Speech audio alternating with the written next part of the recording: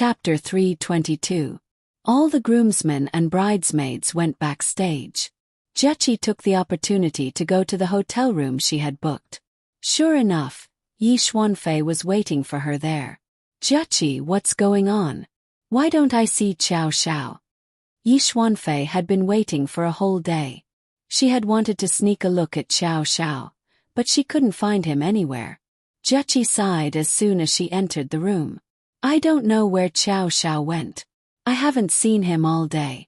Now we're all in a mess. I don't know how to continue the wedding. Yi Xuanfei was ecstatic. She asked in surprise. You mean Xiao Xiao didn't pick up Yanran this morning? Yes, we went there early in the morning. Only 24 groomsmen came. Xiao Xiao was nowhere to be seen.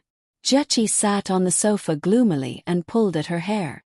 Does Xiao Xiao want to break the engagement? I don't think so. Sister Yanran said that Brother Xiao has something to do. He will definitely come. Alright Jechi, stop pulling at your hair. Let's change our clothes quickly. I have to go to the venue to take a look. Is this really okay? Jechi was still a little unsure. Jechi, please understand. I want to see how they feel. You can sit down and watch. Why do you have to be a bridesmaid? Jechi, help me. This is the only time in my life. I want to leave some memories in their lives. Jechi unwillingly changed her clothes with Yi Xuanfei. Then she watched Yi Xuanfei sneak out of the room and go backstage. Jechi was a little worried and quietly followed her. She saw Yi Xuanfei rummaging through the props backstage, looking for something. She saw her rummaging for a long time and finally found the place to throw the flowers.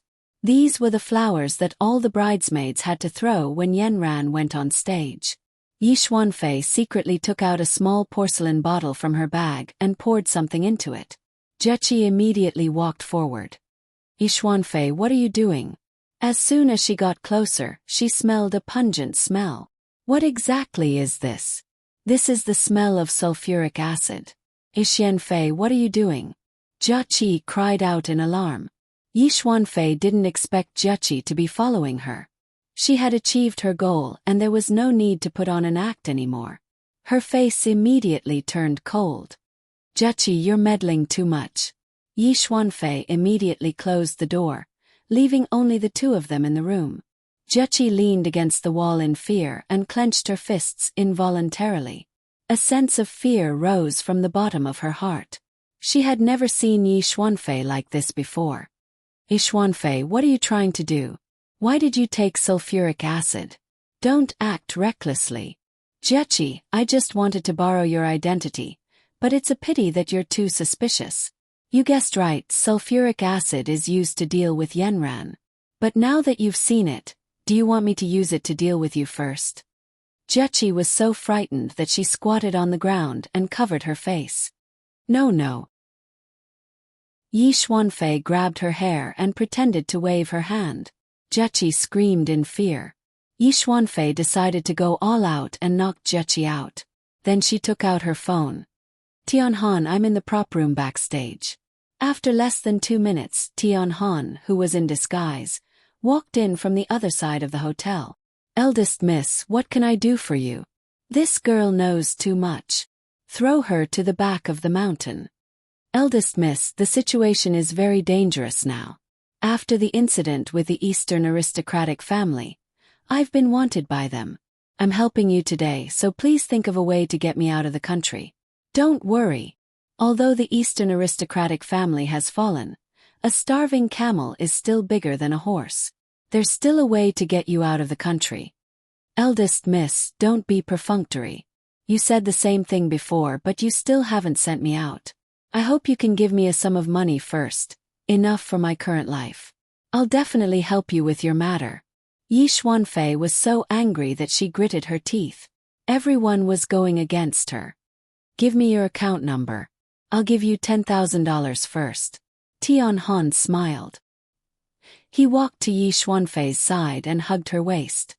Eldest miss, are you trying to dismiss a beggar with $10,000? Why don't you give me $100,000 first? If I get caught, you won't get any benefits either, right? You were the one who ordered us to do some things. After speaking, his hand moved up her waist. Yi Xuanfei pushed Tian Han's hand away. She was so angry that her lungs hurt. Back when she was still the eldest miss, who dared to treat her like this? Okay, I'll give you $100,000. Help me settle this matter immediately. I'll think of a way to get you out of the country. Then Yi Xuanfei immediately took out her phone and transferred $100,000 to Tian Han. Tian Han smiled and took out a big bag, putting Jechi into it.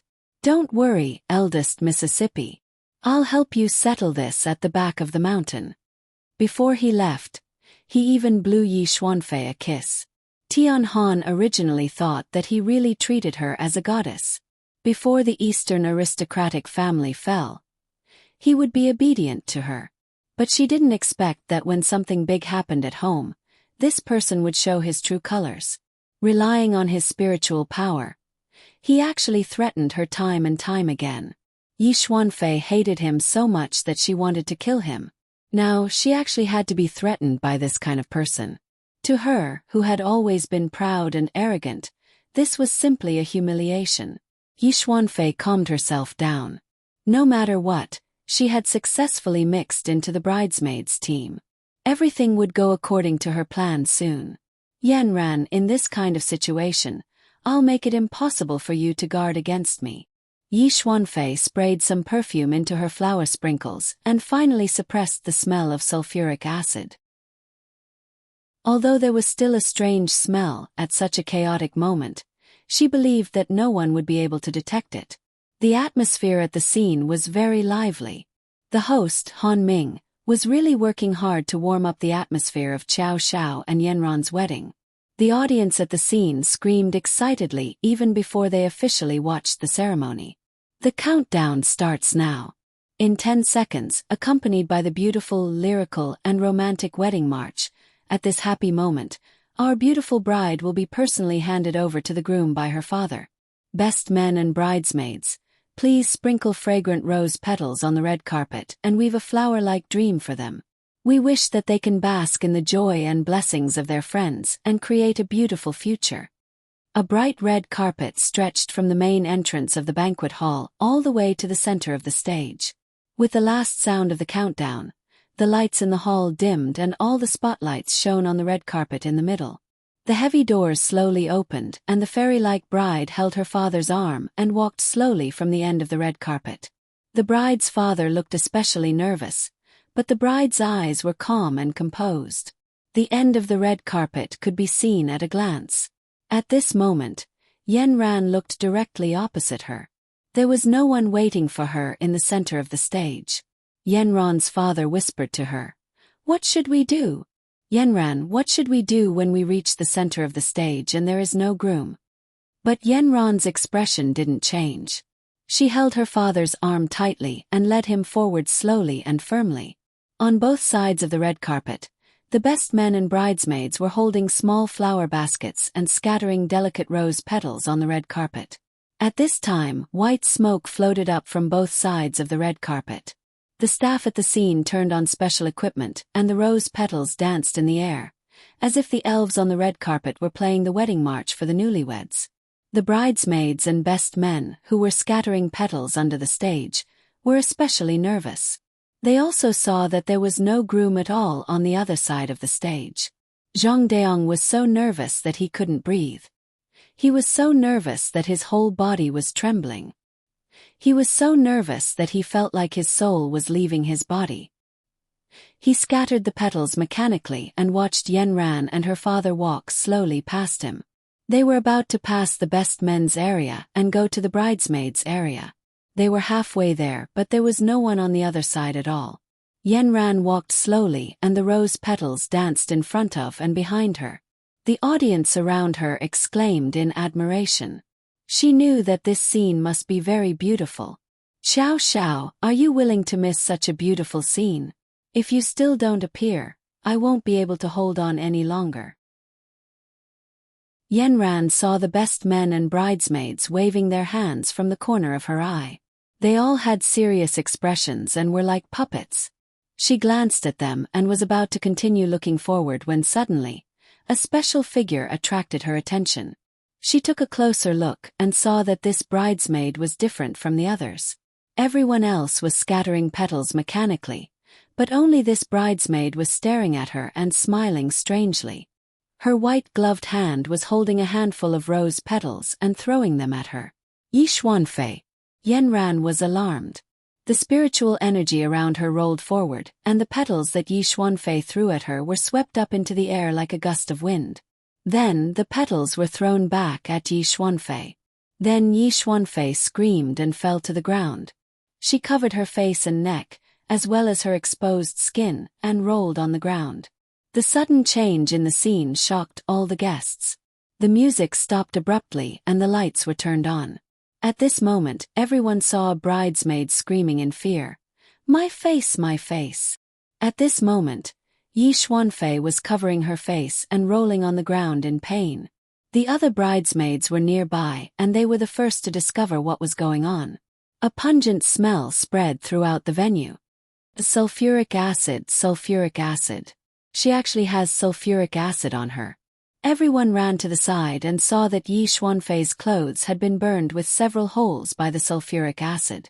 And because of the rose petals splashed on her skin, it was immediately burned into a few scars. Suddenly someone screamed. She actually had sulfuric acid in her rose petals just now. Someone come and arrest her. Chapter 323. At this time, Yi Xuanfei had already climbed up from the ground while enduring the pain. She looked at Yanran viciously, her eyes flashing with madness. "Yanran, don't even think about marrying Xiao Xiao. I won't let you win." This moment a sudden change occurred. Yi Xuanfei took out a porcelain bottle and waved it at Yanran's face. The pungent smell of sulfuric acid rushed into Yanran's nose. Yanran could have dodged directly, but her father was beside her. She had no choice but to push him down. As a result, she couldn't dodge in time and only had time to turn her face to the side. However, there were still bits and pieces of sulfuric acid falling on her neck. Immediately, a burning pain spread all over her body. Then she heard Yi Xuanfei shouting hysterically, "I can't have Xiao Xiao, and you can't have him either. I'm going to disfigure you today. Let's see how he will like you again. Also, do you dare to tell the whole world that Xiao Xiao isn't here today? How are you going to deal with this later? Don't think that your wedding alone will be recognized by everyone. If there's no groom at the wedding, who will you marry?" The security guards at the scene rushed forward to pull Yi Xuanfei away, but Yi Xuanfei was very strong. She kept shouting, "There's no groom at all. You've all been deceived by him. There's no groom. There's no groom." The audience was shocked by this sudden turn of events. They had been wondering if there was no groom at all since they had not seen him at all.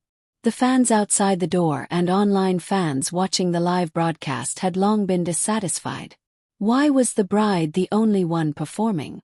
Why wasn't there a groom? The person they wanted to see was Xiao Xiao. Zhang Deong and the other groomsmen and bridesmaids all lowered their heads in shame. They knew very well that there was no Xiao Xiao at all. The show was ruined. Who said there's no groom?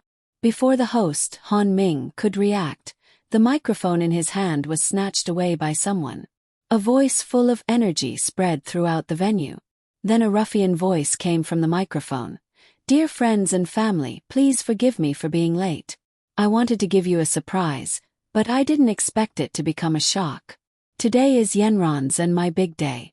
I didn't expect some demons and monsters to make trouble at my wedding banquet. I had to ask 2 comrades from the Civil Affairs Bureau to witness our marriage on the spot, so I was stuck in a traffic jam on the way. I came a little late and almost caused my bride to suffer. Now what do you think I should do?" Everyone was stunned by the sudden appearance of Xiao Xiao. The first to react was Yanran. She sat on the ground and covered her neck. She looked at Xiao Xiao with tears in her eyes and a smile. Then came the 23 best men and bridesmaids. They immediately cheered. They were the closest friends of the bride and groom. Xiao Xiao walked quickly to Yanran. He knelt down on one leg and looked at Yanran in the eye. he first said to her father, "I'm sorry. I made you worry. Back. I hope you'll still be willing to give Yenran to me. I swear that I'll make her happy for the rest of her life." Yenjika's father was finally relieved. He looked at his daughter's always calm face and sighed in his heart. No matter how many complaints he had, they all disappeared at this time. As long as his child was willing, everything was fine. He handed Yenran's hand to Xiao Xiao. Xiao Xiao immediately grasped it tightly and put it on his chest. At this time, Yenran felt Xiao Xiao's wildly beating heart. Xiao Xiao didn't immediately pull Yenran up. Instead, he first checked her neck and saw that there were 2 obvious scars caused by sulfuric acid. His heart trembled. He gently touched it with his devil energy. The scars on the surface were still there, but the pain inside immediately lessened a lot. "I'm sorry, Yenran. I made you worry." At this time, Yi Xuanfei looked at Xiao Xiao in surprise. She struggled to break free from the security guard who was holding her. "Brother Xiao, I'm here." "Xuanfei, don't marry her. You're mine." Xiao Xiao turned to Yi Xuanfei. "Yi Xuanfei, let me tell you seriously, Yenran is my favorite. Yenran has already forgiven you for all the bad things you've done, but I didn't expect you to be so unrepentant. If I hadn't saved Jechi, I wouldn't have known that you were so vicious. Today you even wanted to use sulfuric acid to disfigure Yenran. Yi Xuanfei, you've made all the sympathy I had for you disappear. I've brought the police. What awaits you is life in prison." At this time, Yi Xuanfei realized that Jechi and Tianhan had returned to the scene.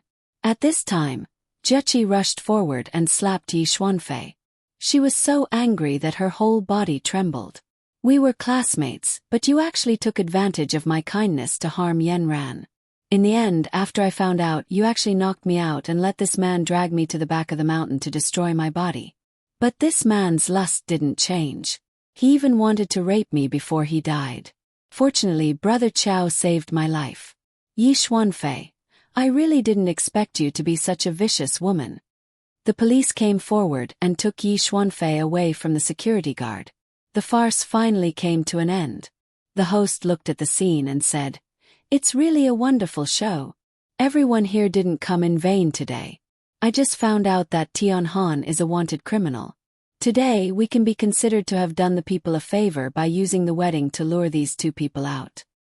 There's more happiness when there's suffering. I believe that after this couple has cleared the obstacles, they'll walk towards a happier life in the future. Next, let's welcome today's male and female leads onto the stage." From this moment onwards, Yenran, Xiao Xiao, Zhang Deong and the rest revealed happy smiles on their faces. Everyone watched as the couple walked onto the stage. The man was dressed in a white custom-made suit and had a peerless face like invincible. At this moment, he was handsome like a tree in the wind, like Pan An in the mortal world, charming thousands of girls. The woman beside him was like an orchid in an empty valley, a cuckoo in the cold, a hibiscus out of the water, a snow lotus on an iceberg. The 2 of them smiled faintly and looked at each other. It was the kind of heart that was connected. It was the kind of love that spanned thousands of mountains and rivers. It was the kind of love that could not be tolerated by the world after experiencing countless pains and sorrows and still walking together resolutely. The tenderness and sweetness between the 2 of them was like honey, like syrup, like the sweetest Sufan mystery fruit in the world. It was so thick that it couldn't be melted. The witness of the Civil Affairs Bureau issued a marriage certificate to them on the spot, proving that they had become legal husband and wife. Ma Xiaoxian poked Zhang Deong with his elbow and said, "Have you noticed that Brother Qiao seems to be a little retarded when he smiles?" "Little. Since he and Sister Yenran got together, he basically hasn't been normal. Do you think we can use the tricks we use to disturb the bridal chamber when he's in a good mood?" "Think we can. Tonight we can finally be the masters." Zhang Deong and Ma Xiaoxian secretly discussed for a long time. Suddenly, Lu Hui squeezed in from behind. "What's Qiao Zhao's expression when he saw the gift I gave him last time?" Zhang Deong said proudly. He came in a hurry today and the gift is still in the office. If he wants to take it back today, we have to disturb the bridal chamber and have fun." Lu Hui gave Zhang Daong a thumbs up and said, "You are indeed his brother. He can't wait for you two to get more and more fierce." "Okay, now I announce that the groom can kiss the bride," the host, Han Ming, announced loudly. Everyone in the audience began to shout loudly. "Wait a minute, my camera isn't ready yet. Wait a minute, the fans told me that it must be 360 degrees without any blind spots. Wait a minute, let me change the angle." Xiao Xiao smiled at Yanran and said, "Look at the voice of the crowd. We have to follow it. Let's create the kiss of the century." He directly leaned over and hugged Yanran's waist. Yanran was directly leaned back by him. Xiao Xiao leaned over and kissed Yanran. The long-lost breath actually made Yanran tremble. After Xiao Xiao kissed Yanran, he began to hold her and spin her around the entire stage. The two of them kissed as they spun. After kissing for a full minute, Xiao Xiao stopped. Yanran's face was flushed. Xiao Xiao asked the audience in a satisfied voice, "Did you capture all 360 degrees without any blind spots?" The audience replied in unison, "Yes." Then there was a burst of laughter. The atmosphere became more and more heated. Passionate music sounded. Xiao Xiao, as the groom, brought a wild song and dance on the stage. He loudly shouted, "This dance is dedicated to my goddess, my lover, my wife, Yanran." Yanran's eyes were filled with tears. This man who was as hot as the sun was her lover, her male idol, and the person she would rely on for her entire life. At this time, a white-haired old man silently walked up from behind her. "Crown Princess, I've made you worried during this time. The bridal room has been prepared. You can go directly in a while." Yanran turned around and saw the amiable Uncle Wu. She smiled with tears in her eyes and shook her head. "Uncle Wu, don't apologize. It was Xiao Xiao who saved me. Is he all right now?" Uncle Wu nodded hard. His Highness the Crown Prince was unconscious for 2 weeks after the last treatment. He just woke up this morning and immediately rushed over. He finally made it. Yanran turned back to look at Xiao Xiao, who was wildly singing and dancing on the stage. He did not look tired at all. Yanran's heart ached and a line of tears fell down. Xiao Xiao danced to the end and rushed over. He carried Yanran onto the stage and spun 3 times. His happy appearance shocked the audience. When the fans in front of the live broadcast saw such a happy Xiao Xiao, they had complicated feelings. When their idol got married, they felt sour as if they had drunk aged vinegar. But when they saw their idol so happy, the smiles on their faces almost overflowed the screen. It had to be said that Xiao Xiao's appearance at this time surpassed any other time in the past. As the saying goes, one's appearance is born from one's heart. Xiao Xiao did not need to put on any pretense or makeup. As long as he showed his true feelings on his face, he was the most charming man in the world. A fan took the lead and started to cry. Then 1, 2, 3. A group of fans cried loudly in front of the screen. It was unknown whether they were mourning their own fantasies or being moved by their idol's happiness. Xiao Zhao's 1-minute kiss of the century was captured by a 360-degree camera without any blind spots.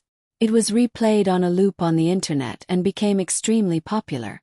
When it was first uploaded, the entire Weibo was paralyzed for 5 minutes. The two's fairy tale-like appearance, affectionate lips intertwined, and the initial exchange of affectionate eyes to the closing of both parties' eyes. It was simply a well-shot romance film. There was no need for a director, no need for positioning. As long as they acted themselves, they could win the Best Actor and Actress award. The atmosphere at the scene, the atmosphere on the internet, and the atmosphere outside the venue was surprisingly hot. On this magical day, the first day of the new year, the feelings were transmitted, fermented, and touched every lover in the world. Chapter 324. Finally, it was time for the bride and groom to change their clothes. Xiao Xiao pulled Yanran into the hotel room. The groomsmen and bridesmaids were locked outside. "We can do it ourselves." Xiao Xiao's voice sounded from inside the room, followed by the sound of a wall being pressed against the wall. Zhang Deong and the others smiled wretchedly at the door. "Brother Qiao, it's not time for the wedding night yet." Yanran pinched Xiao Xiao's waist and blushed. "What are you doing?" Xiao Xiao pressed Yanran against the wall and carefully looked at Yanran's coquettish eyes. "I want to take a good look at my wife. Aran, I'm finally your husband." Yanran pursed her lips and smiled. The word husband came from Xiao Xiao's mouth. It was a very strange feeling. Xiao Xiao's eyes were straight. He whispered in Yanran's ear. "Yanran, don't laugh. You're as beautiful as a fairy today. I really want to take you back immediately and let your beauty bloom only for me. Don't make me lose control in public." Yanran immediately glared at him. The flirtatious look in her eyes could not be hidden. "Wife, I love you." The sweet promise came out like this. "Husband, I love you too." Hormones were really strange things. Just a few words could make him so excited. The passionate kiss began. Until Zhang Deong knocked on the door. "It's time for the toast." The two of them reluctantly parted, a silver thread connecting the two of them ambiguously. Xiao Xiao pressed her forehead against Yanran and panted loudly. "It's time to change clothes." Yanran reminded him with a red face. Xiao Xiao pressed his forehead against hers and asked, "Where's the dress?" "It's in that cabinet." Xiao Xiao took the bright red clothes. The material was very good, like silk, satin and brocade. There were so many ribbons on it that Xiao Xiao couldn't straighten them out even after trying for a long time. "I didn't think it was so complicated when I designed it. How did it end up like this?" "You designed all the clothes." "Of course. At the wedding, I felt that it would be a very fulfilling thing for you to wear the clothes that I personally designed for you. Moreover, I measured them personally. Look at how suitable they are." Yanran glared at him. "Hooligan." "Aran, we are now legally married. This is not called being a hooligan. This is called having fun between husband and wife. Now I will put it on for you personally. This is such an exciting thing. I have also designed many sets of sexy underwear. We can try them tonight." The more Xiao Xiao spoke, the more unreliable he became. His hands, which were helping Yanran put on her clothes, also became more and more dishonest. In the end, Yanran directly drove him out and called in several bridesmaids. Finally, the complicated dress was finished. Zhang Deong and others saw Xiao Xiao being driven out and laughed. "Brother Qiao, you are too impatient. The bride is not so easy to be obedient. There are many sets of procedures in the wedding. You have to go through them one by one to fulfill your wish. Are you guys seizing the opportunity today?" Xiao Xiao asked them mischievously. "This is a once-in-a-lifetime day. Brother Qiao, you should admit defeat today. We haven't tried the blocking at the door in the morning. Later we will make up for it. You guys can play and make trouble, but don't delay my business tonight. I will help you make the atmosphere as hot as possible. I will definitely let you go home with pleasure." The key was that there were a group of bridesmaids. Xiao Xiao thought for a while. It turned out that there were still 24 mountains in front of him to climb over. Next was the toast. Xiao Xiao looked at Yanran in a red dress and couldn't take his eyes off her. But soon he felt that something was wrong. He ran back to the room, took out a white shawl, and shone it on Yanran's smooth shoulders. "Yanran, it's winter now. Don't catch a cold." Yanran felt that the air conditioner in the room was as high as 30 degrees. "I'm not cold." Zhang Deong and others laughed together. "That's because Brother Qiao thinks you are cold." Xiao Xiaoyun, as a stylist, immediately came out to express her opinion. Brother Qiao's red dress with a white shawl is a bit out of place. These two styles are different. One is a summer dress, and the other is a winter dress. It won't look good in the photos. Then Xiao Xiao saw Yanran take off the shawl and put it directly into his arms. Then she lifted her skirt and was about to go downstairs. He rubbed his nose and felt that those white shoulders looked so alluring. The two walked downstairs side by side. Yenran whispered to him, "I remember that you can't hold your liquor well. Don't get drunk later." Who would have thought that Xiao Xiao would proudly raise her eyebrows and say to Yenran, "I brought a kind of medicinal pill from the demon realm that will keep you from getting drunk after 1,000 cups. Let's see how your husband will show you later. You have this pill. Then give me one too." Xiao Xiao took out a small box from his pocket. It was divided into 2 layers, and there were several white pills on top and bottom. He took out one of them and handed it to Yenran. "What are the other pills?" Xiao Xiao felt inexplicably guilty. He closed the box and put it into his arms. "You will know later."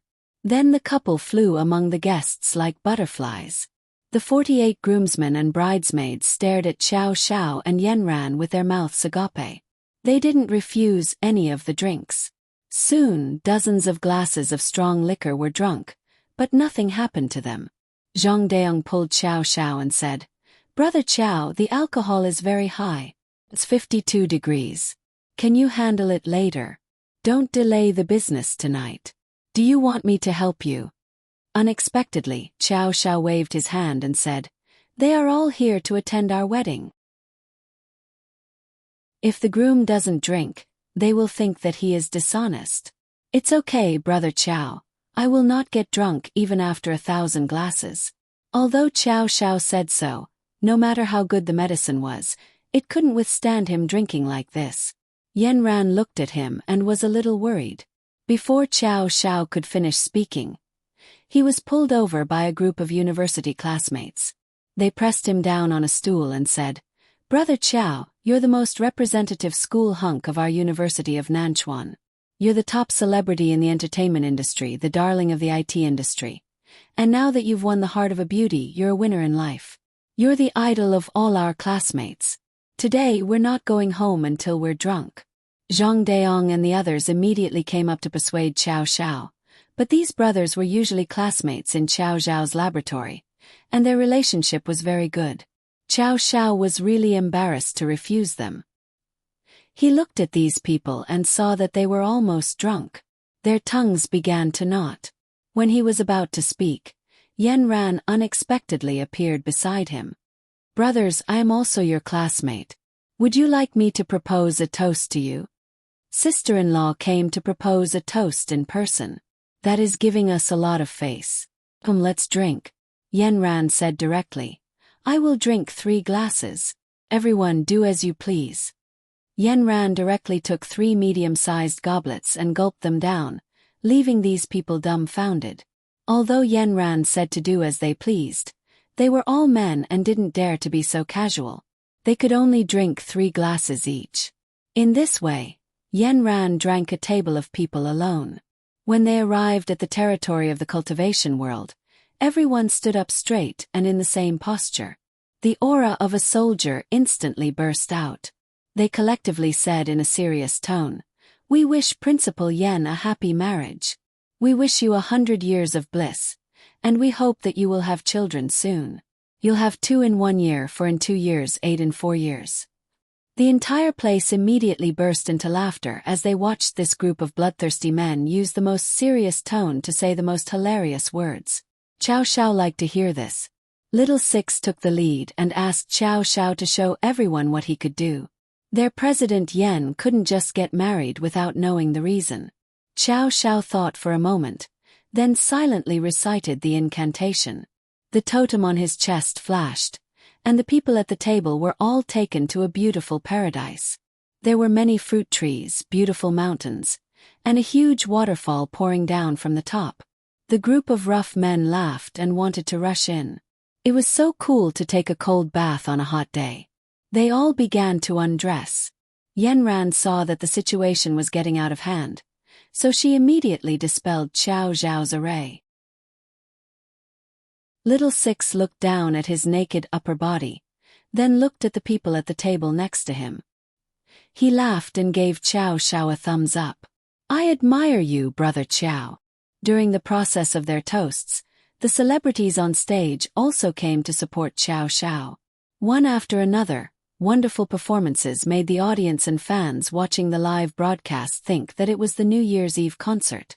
This was an exciting first day of the new year, and the wedding banquet finally came to a successful end after many twists and turns. At the end of the wedding, the gifts that Yanran and Xiao Xiao gave everyone far exceeded their share of the wedding. At the same time, for the fans who couldn't attend the wedding in person, they printed out the latest news of their wedding. They could receive it for free and send it for free. Those fans who were originally sour in their hearts finally got some consolation. However, they still regretted that the godlike brother Qiao in their hearts had finally been stamped with someone else's seal tonight. They could no longer do whatever they wanted. After sending off all the guests, there was only a group of relatives and friends left. They were all young people who refused to leave. They said solemnly, "We came here today for the wedding night. We have prepared a very wonderful performance for Xiao Xiao and Yanran to enjoy. We must let them have a very successful wedding night." In this way, a long line of cars drove directly from the downtown area to Xiao Xiao's house.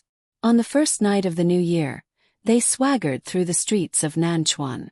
Every car was incomparably luxurious and beautifully decorated. The atmosphere was completely different from when they were driving to the hotel. Yanran was directly taken away by a group of bridesmaids and sat in the first few cars with them. Xiao Xiao was held down by a group of groomsmen and sat in the last few cars. Before leaving, the bridesmaids shouted in unison, "If you want your bride, you have to pass through our 24 checkpoints first." These girls had been worried for the whole day.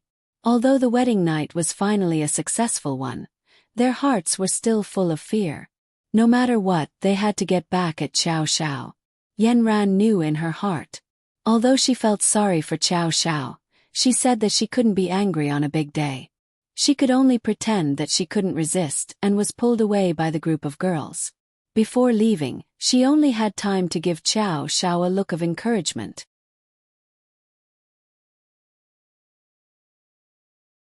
Chapter 325. The long line of cars surrounded Xiao Xiao's villa in a circle. The end of the line was connected to the end, and there was a large space in the middle. Zhang Deong had been here before. He asked Xiao Xiao strangely, "What's going on? Your house seems to have grown bigger." Xiao Xiao took a look. Indeed, the courtyard of their house had expanded outwards. At first glance, it really did look like his crown prince palace in the Devil Realm. He knew that Uncle Wu must have thought of a way to temporarily increase the size of the house. Xiao Xiao couldn't help but feel nervous. He didn't know if Uncle Wu had finished everything. The new house wouldn't be the same as before he left, right? How sad would Yanran be if she saw it? After a while, he heard a group of bridesmaids exclaim inside. Then he actually heard Yanran's laughter. His heart was finally at ease. The house had obviously been renovated. Nothing could be seen from the outside, but the interior was decorated in the same style as the Crown Prince Palace. It was decorated with carved railings and painted rafters. It was antique. The room was filled with red silk and the quaint furniture. Luminous pearls hung directly from the top. Under the illumination of the lights, they looked like colorful balls, illuminating the entire villa as if it was daytime. The house was filled with the pleasant smell of sandalwood. The ancient books placed on the bookshelves, the guqin erected in the corner, and the full set of gold-rimmed Nanmu furniture all showed the low-key luxury of the owner of the house. Yanran looked at this brand-new place. The trace of bad memories had disappeared. The only anxiety in her heart had also been soothed. This was her and Xiao Xiao's new home. When the group of bridesmaids surrounded Yanran and sat in her new house, the door was immediately locked. A group of groomsmen surrounded Xiao Xiao and followed behind. They only heard the bridesmaids inside coughing twice. "If you want to hug the beauty today, you must complete our challenge task. The first task is to recite 5 lines of poetry that you have admired for a long time in 1 minute." The group of science and technology guys were dumbfounded. "Hurry up and search for your phone." Before they could finish searching, Xiao Xiao went up and said, "Guan Guan Ju Jiu, in the river continent, a fair and graceful lady is a good match for a gentleman. Feng Bo didn't believe that Lingji was weak. Moon dew was fragrant. It's useless to be lovesick, but there's no harm in being melancholy.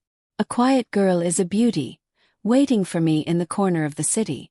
Loving but not seeing, scratching my head in hesitation.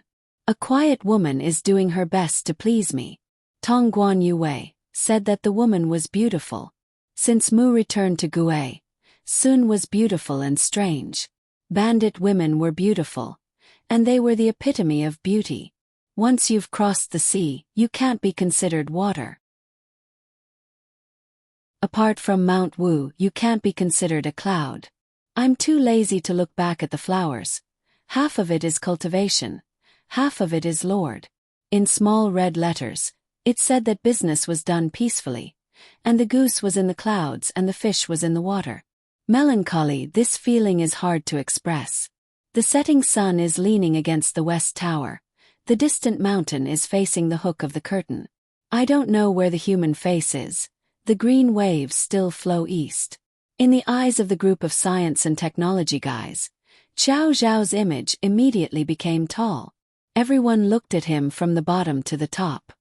Brother Qiao, no wonder you can get the beauty back. You usually say these words of love so easily. Yanran sat on the bed in the room and smiled knowingly. What a good sentence. Loving but not seeing, scratching my head in hesitation. Really described Xiao Xiao. The bridesmaid who came up with the first question had to leave the stage. At this time Ma Xiaoxian shouted, 5 poems count as 5 questions. There's a total of 24 questions. The brothers around him patted Ma Xiaoxian on the shoulder. Not bad. You helped Brother Qiao get rid of 4 bridesmaids in one go. At this time there was another cough from inside the door. The next question. May I ask what the 3 measurements of the bride are? The best man outside the door burst into laughter. Then he heard the bridesmaids pushing each other inside the door. Yanran laughed and scolded. You can even ask such a restricted question. In the end, the bride's protest was ineffective. All the bridesmaids unanimously asked Xiao Xiao to answer. Xiao Xiao was very clear about this. He opened his mouth and said, I can't tell you Yanran's 3 measurements. Only I know, but I want to prove that I know, because all the bride's dresses were personally designed by me. I measured every inch carefully. If you don't believe me, you can measure it. The bridesmaid in the room said with uncertainty, Sister Yanran, was it really designed by Brother Qiao? Then Yanran smiled and said, Yes. Okay, then you pass this question. Next question. Please recall the specific details of the first kiss between the 2 of you. You need to know the time, place, and scene. Brother Qiao, we also want to know this. Wang Jinyun's eyes were shining as he looked at Xiao Xiao. But he turned around and said that this was an important question. The time, place, and scene were equivalent to 3 questions.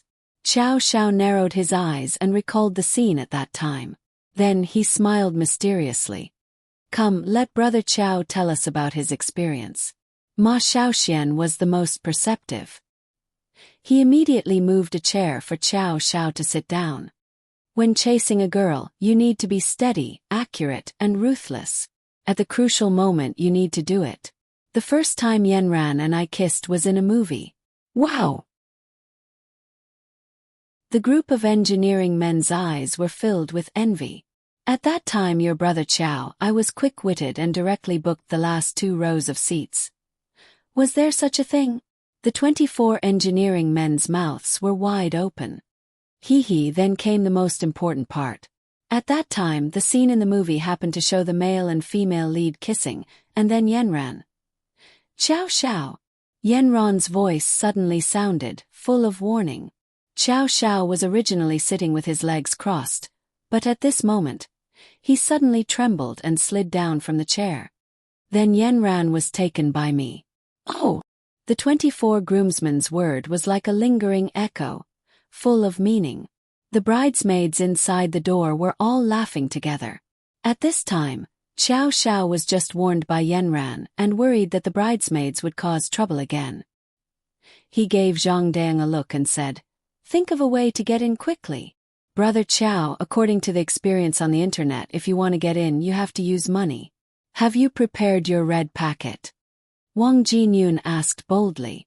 Shit, I was in a hurry and didn't have time to prepare. Chow Shao rolled his eyes and looked at the luminous pearls in the room and shouted at the door.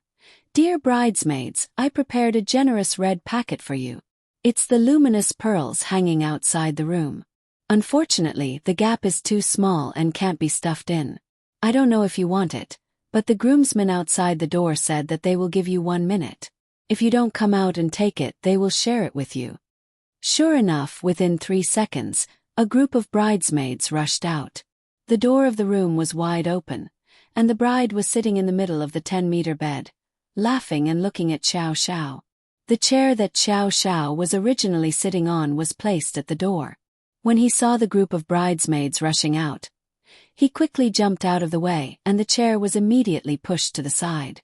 Taking advantage of the fact that no one was around, Chow Shao immediately rushed into the room and knelt in front of Yanran. He winked and said, Wife, it's really not easy to marry you. Everyone's face was filled with joy. The luminous pearls in their hands illuminated their youthful hearts and faces. At this moment someone said, The door that was blocked in the morning has been fixed.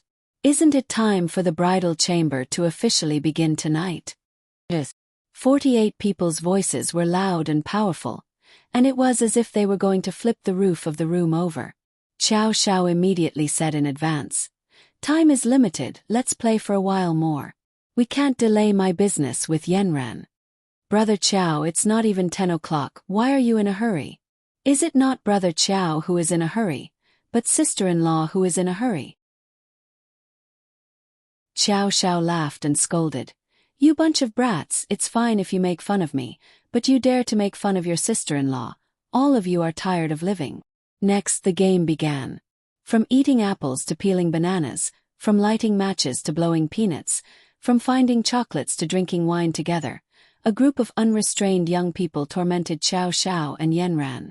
Chow Shao finally said, You bunch of brats, wait, see if I won't torment you to death in the future. The atmosphere in the bridal room became more and more enthusiastic. At 12 o'clock, fireworks were released outside the window. Everyone went to the window and watched the beautiful fireworks connect into a line, stringing a few big words. Chow Shao loves Yanran. Yanran thought back to the night before New Year's Day, when she stood alone in front of the window. Compared to the lively night today, the wound in her heart was filled to the brim. She looked at Chow Zhao's side profile, her long eyelashes fluttering due to the sparkling fireworks. She smiled more than she had in the past 20 years. Chow Zhao's promise echoed in her ears. Yanran, I will definitely bring you happiness.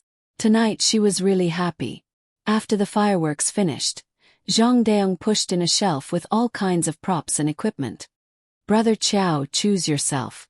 We will give you all 18 types of martial arts to help you improve some of your skills. Chow Zhao's eyes widened. Did you guys empty the sex shop? This is a token of our best man's appreciation for you. That's all for tonight. The rest of the time is yours. After that, the best man and bridesmaids dispersed and left with their night-luminescent pearls. Finally it was quiet.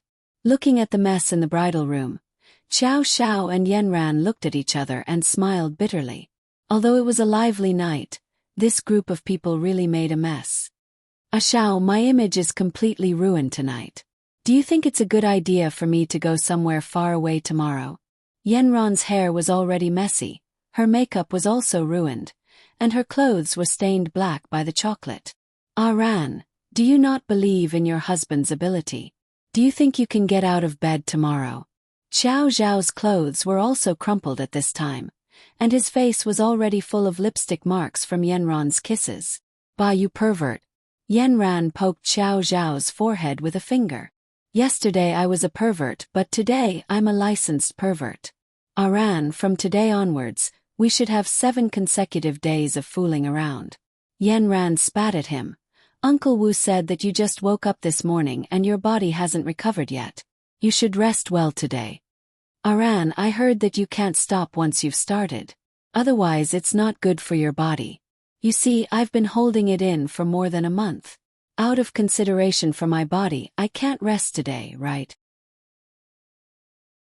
Yanran got up, bypassed Xiao Zhao's wolf claws, and ran to the bathroom.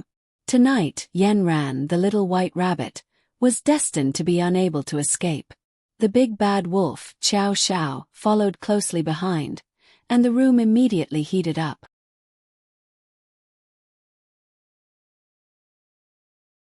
Chapter 326.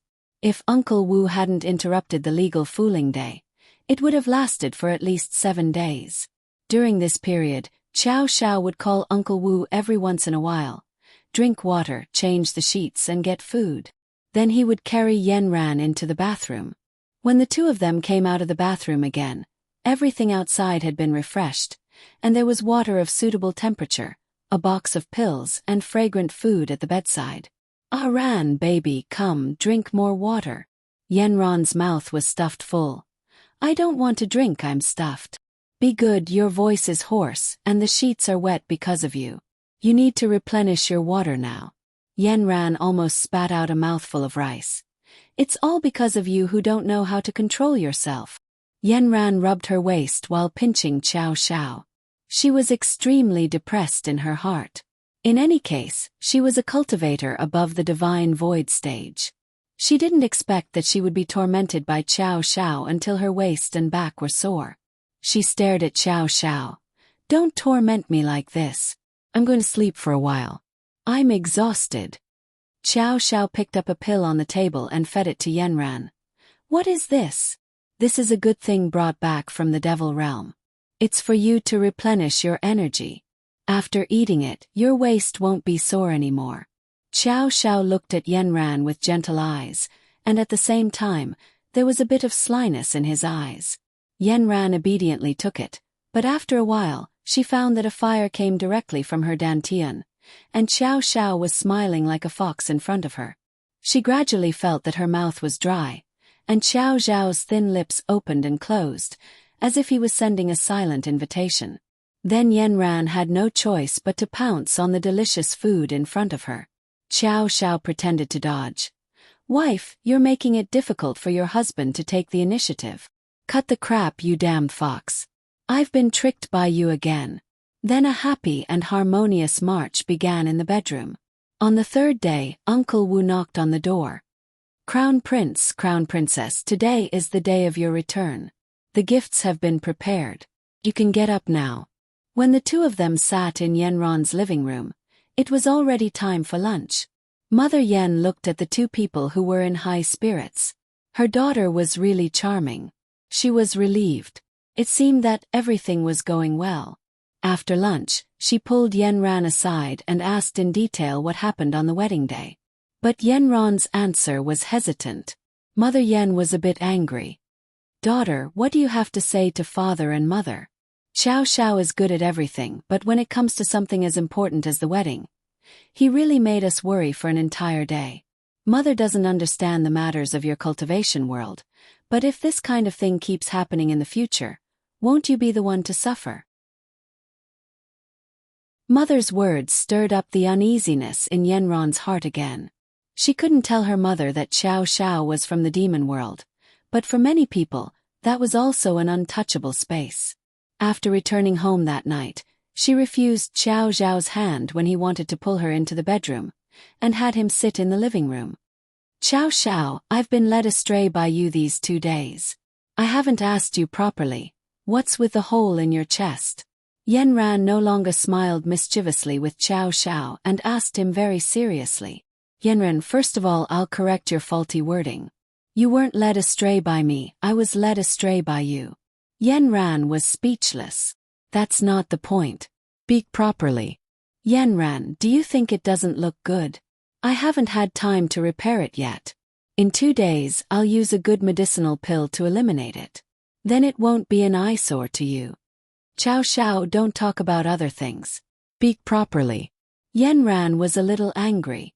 Xiao Xiao saw that he couldn't muddle through anymore, so he had to tell the truth. "That day, I saw that you were in pain when you were cursed. Later I went to the study on the 2nd floor and found a lot of books. One of the books taught me a way to transfer the curse from your body to mine through consummation. But if I told you clearly, you definitely wouldn't be willing, so I had to lie to you and say that I could communicate with the demon world that night. You know what happened after that? Yenron's eyelashes trembled. Then how did you cure it? Don't mention this matter. Uncle Wu thought I was going to die, so he brought me to the demon world. The demon doctor in the demon world was my Uncle Wan. He still had to study it, so he delayed for so long. Otherwise, I would have come back long ago. Yenran listened to Qiao Zhao's evasive words. She played it down. Then why did you sleep for half a month? Isn't that because Uncle Wen's medicine wasn't enough? He only removed more than half of the curse in my body, and then I had to rely on myself to carry the remaining half.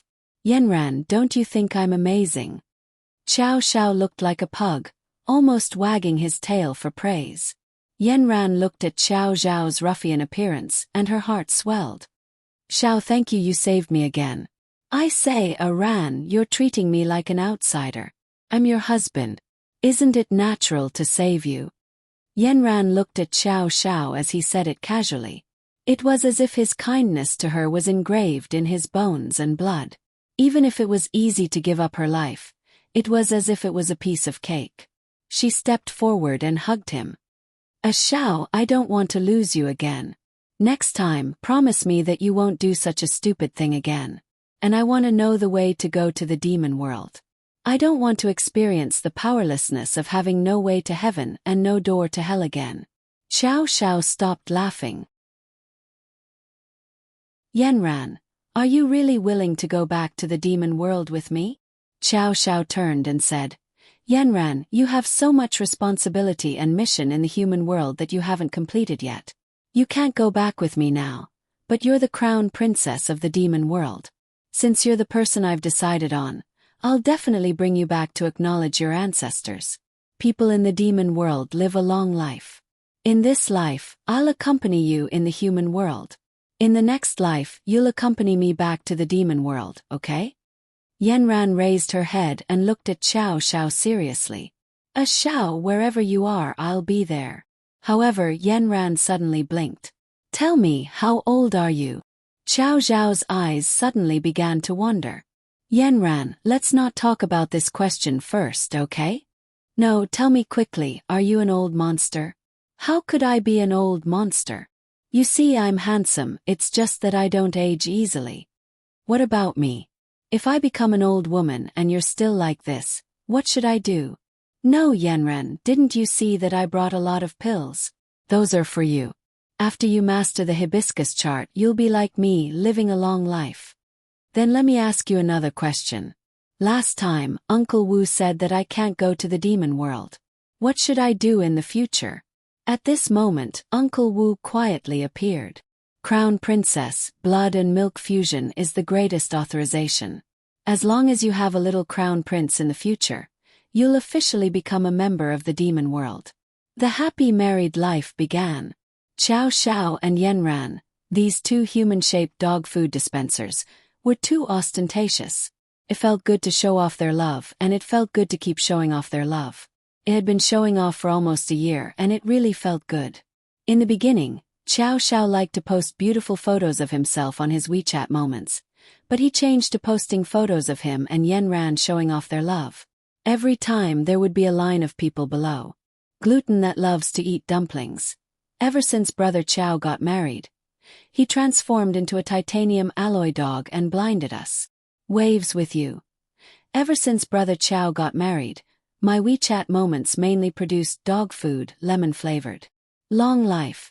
Let's accompany in the mortal world, eat white and fat. Sand sculpture crossing the river. Why is it Valentine's Day again? I haven't digested the dog food I ate last year. Walking snow, I'm withered. Pandora's box. Brother Qiao is showing off his love again. When will he send me a partner? Gathering at the village entrance to steal the goose.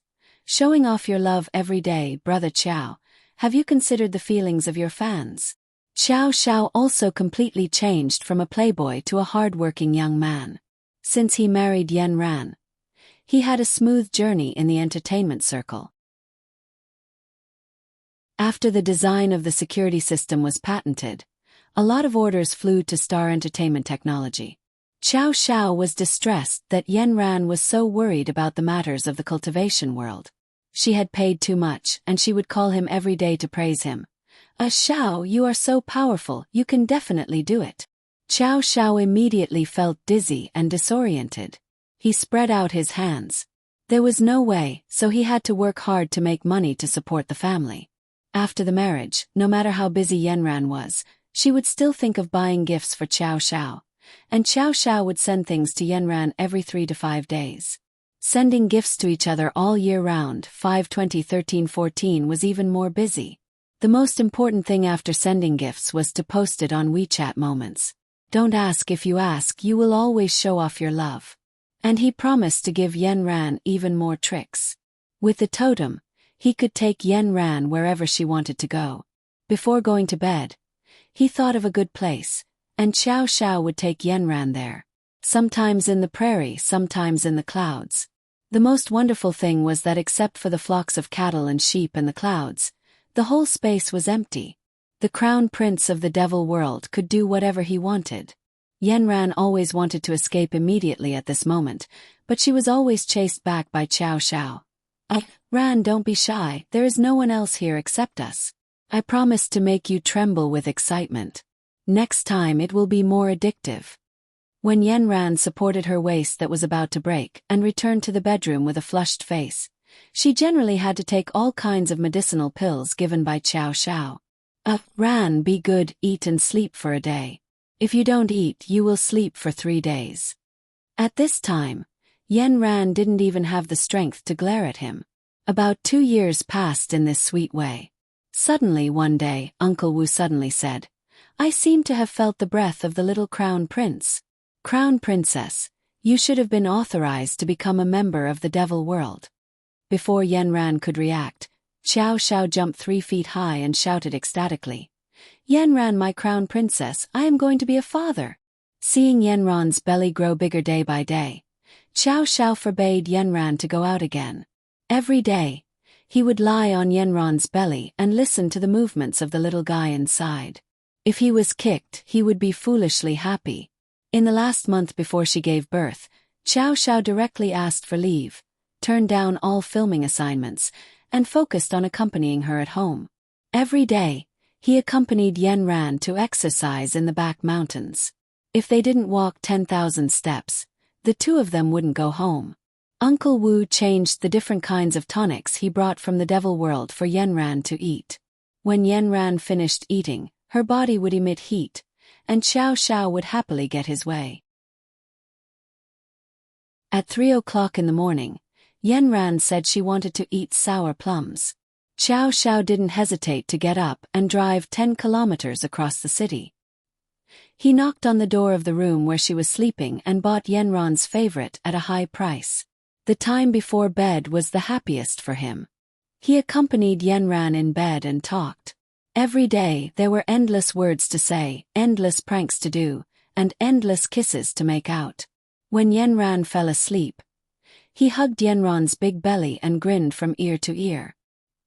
He imagined his baby son was about to be born and how wonderful his ideal life was. Day after day he was very happy. It was the kind of happiness that was truly carefree. Everywhere he looked he was shining, haha.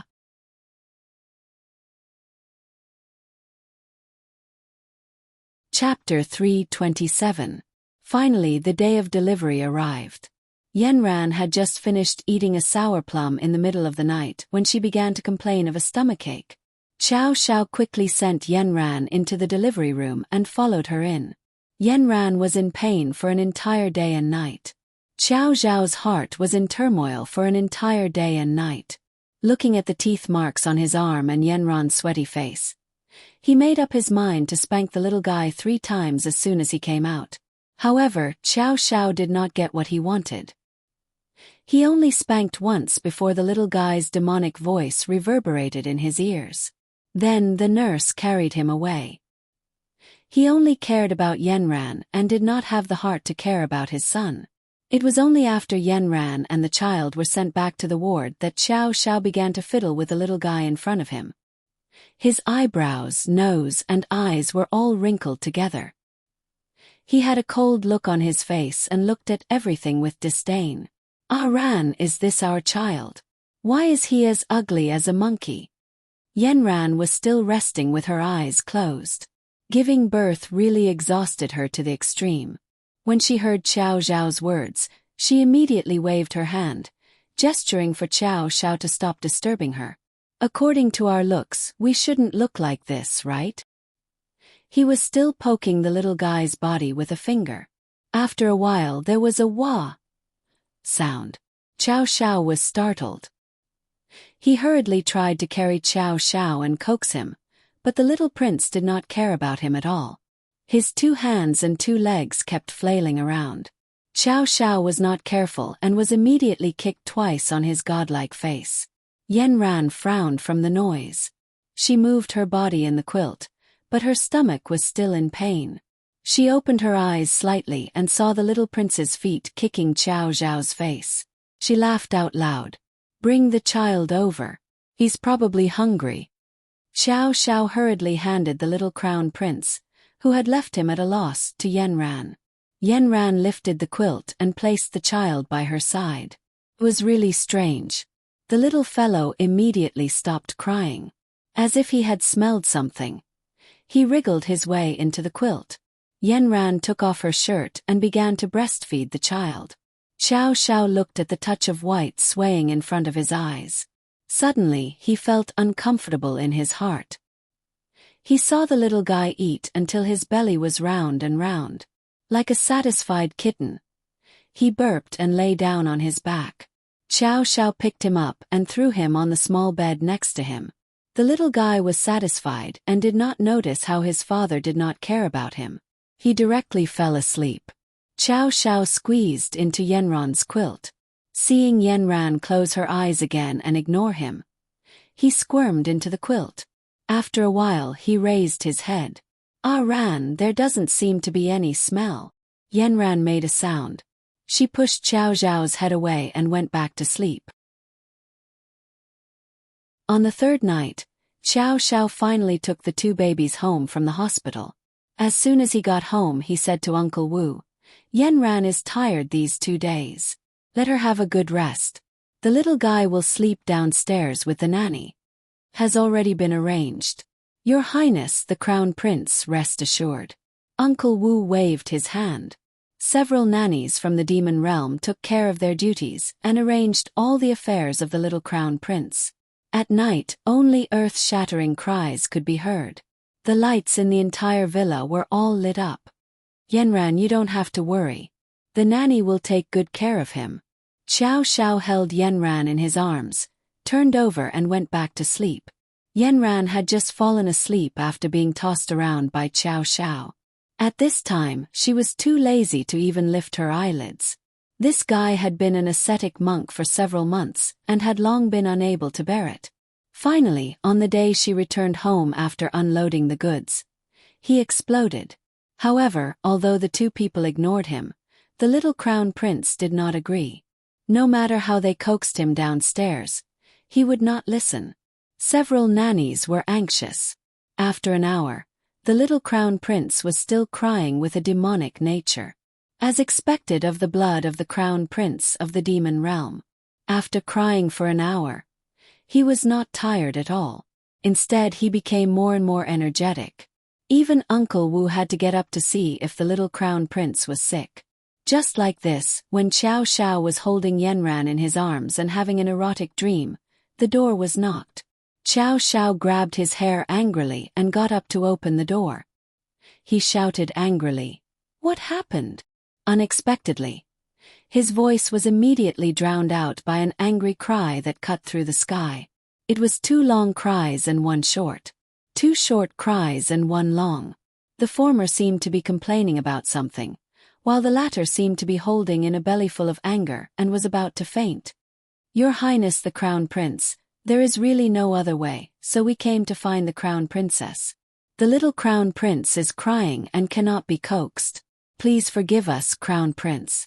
The nannies were all kneeling on the ground with their heads down, not daring to breathe loudly. Xiao Zhao's entire body was so depressed that it was like the dog days of summer. Just as he was about to explode, he heard Yanran's voice from behind him. "Carry him over." The nannies quickly crawled up and handed the little crown prince to Yanran. Unexpectedly, the little fellow immediately stopped crying and snuggled into Yanran's chest, smacking his little mouth non-stop.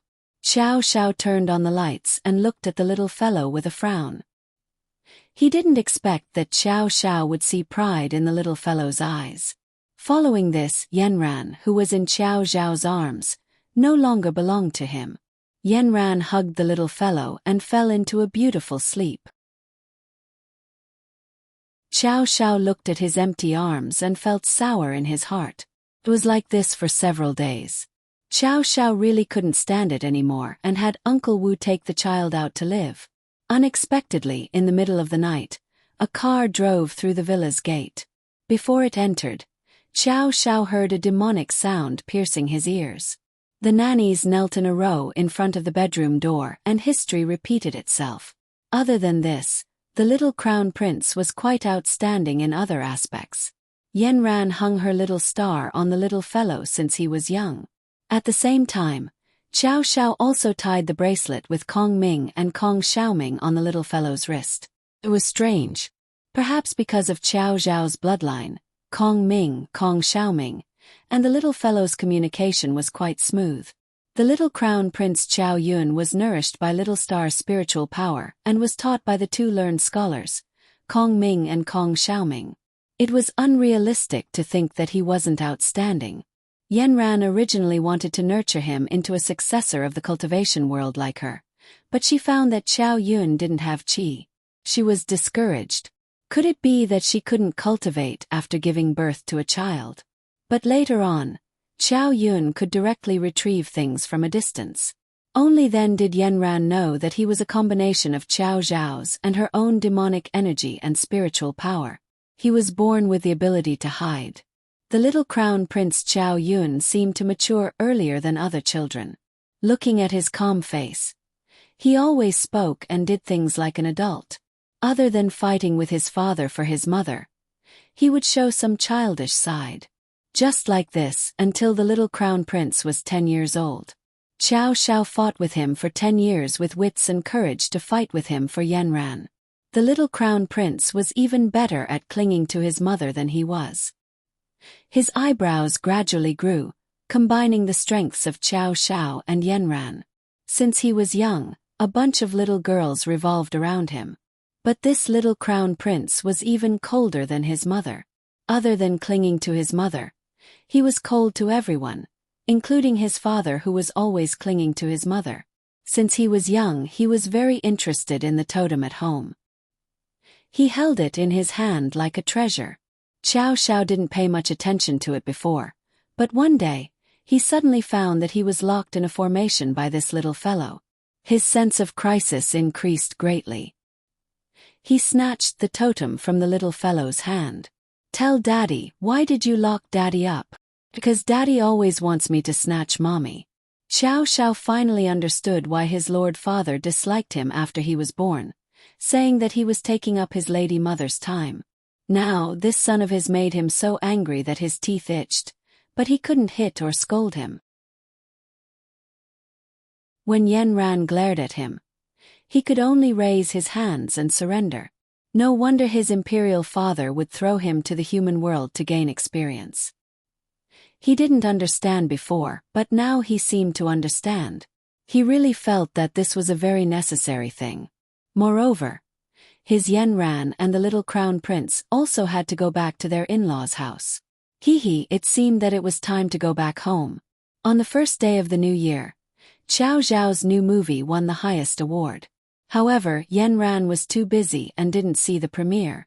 Only when the award ceremony was about to end did she see his figure appear in a hurry under the stage. Fortunately, she finally made it. Xiao Xiao showed a big smile and said the last words of thanks to his family. Yanran, who was busy outside, was urged to come back by Xiao Zhao's 18 phone calls. She found that her son was dressed up like a real crown prince. Looking at this beautiful son, although his face was expressionless, It really made her heart ache. Xiao, our son really looks exactly like you. Xiao Xiao touched his nose. Except for the same mold, his personality is completely like you. When the little crown prince Xiao Yun saw his mother, a trace of joy finally appeared on his originally calm face. He quickly threw himself into his mother's arms. Mom, Dad said that he'll take me to the demon realm to play during the new year. Are you going? Yanran hugged her cute son and kissed his little face fiercely. Xiao Xiao stretched his face over and kissed Yanran's face fiercely. Yanran, let's go to the demon realm to play during the new year. Yun'er has grown up and wants to go out and see the world. We're going to the demon realm.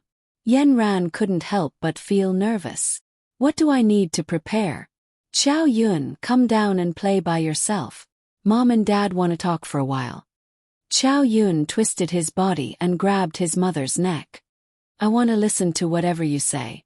Xiao Xiao made a gesture to slap his little butt. Boys are grown up. How can you always pester your mom and your little girlfriend? Our Xiao Yun has a girlfriend. Yanran hugged her son happily. Those people are just a trace of spiritual power in my circle of friends. Mom is my favorite. This familiar sentence made Yanran laugh. Go play. Mom and Dad have something to talk about. At this time, the little guy twisted his butt and got down from his mother's arms. He ran to the next room and poked his head out from time to time.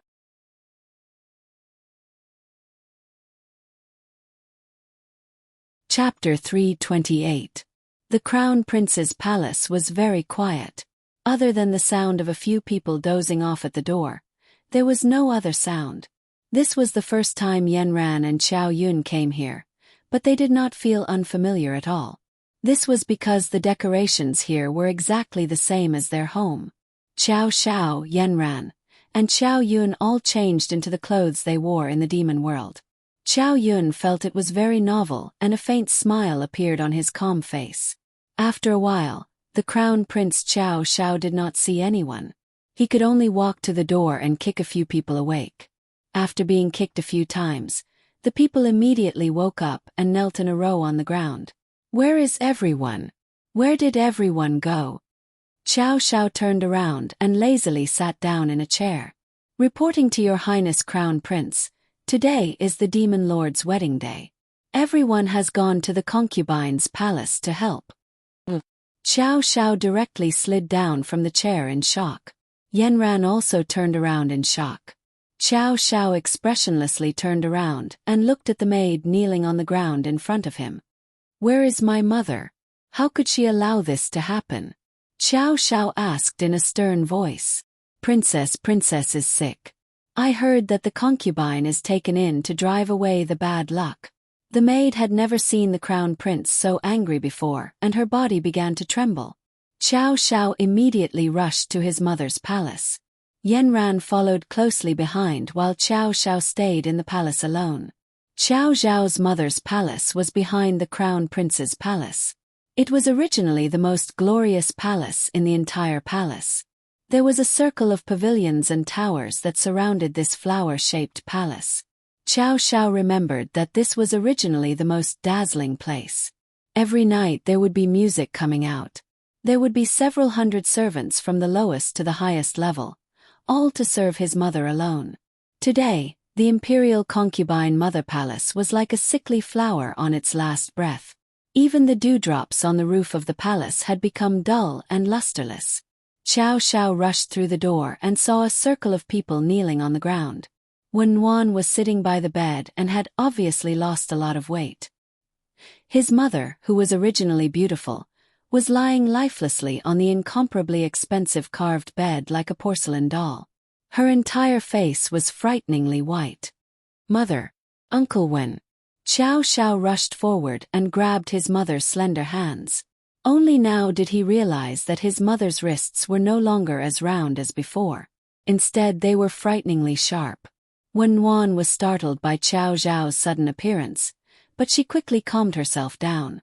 She patted him on the shoulder and said, "Everything is arranged by fate. It's good that you came back. You can see your mother for the last time." "What do you mean by the last time?" Xiao Xiao was filled with fear. Your mother contracted a strange illness a year ago. The Devil King was so worried that his hair turned white.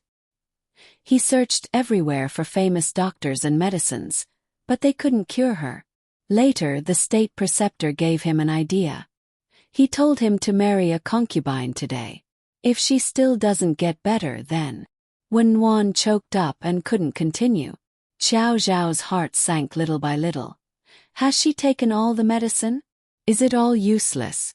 Uncle Wen, is there nothing you can do? What kind of illness does my mother have?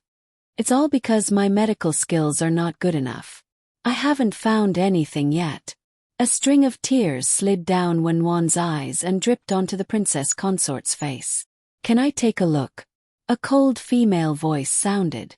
Wen Wan looked up and saw an incomparably beautiful woman calmly looking at her.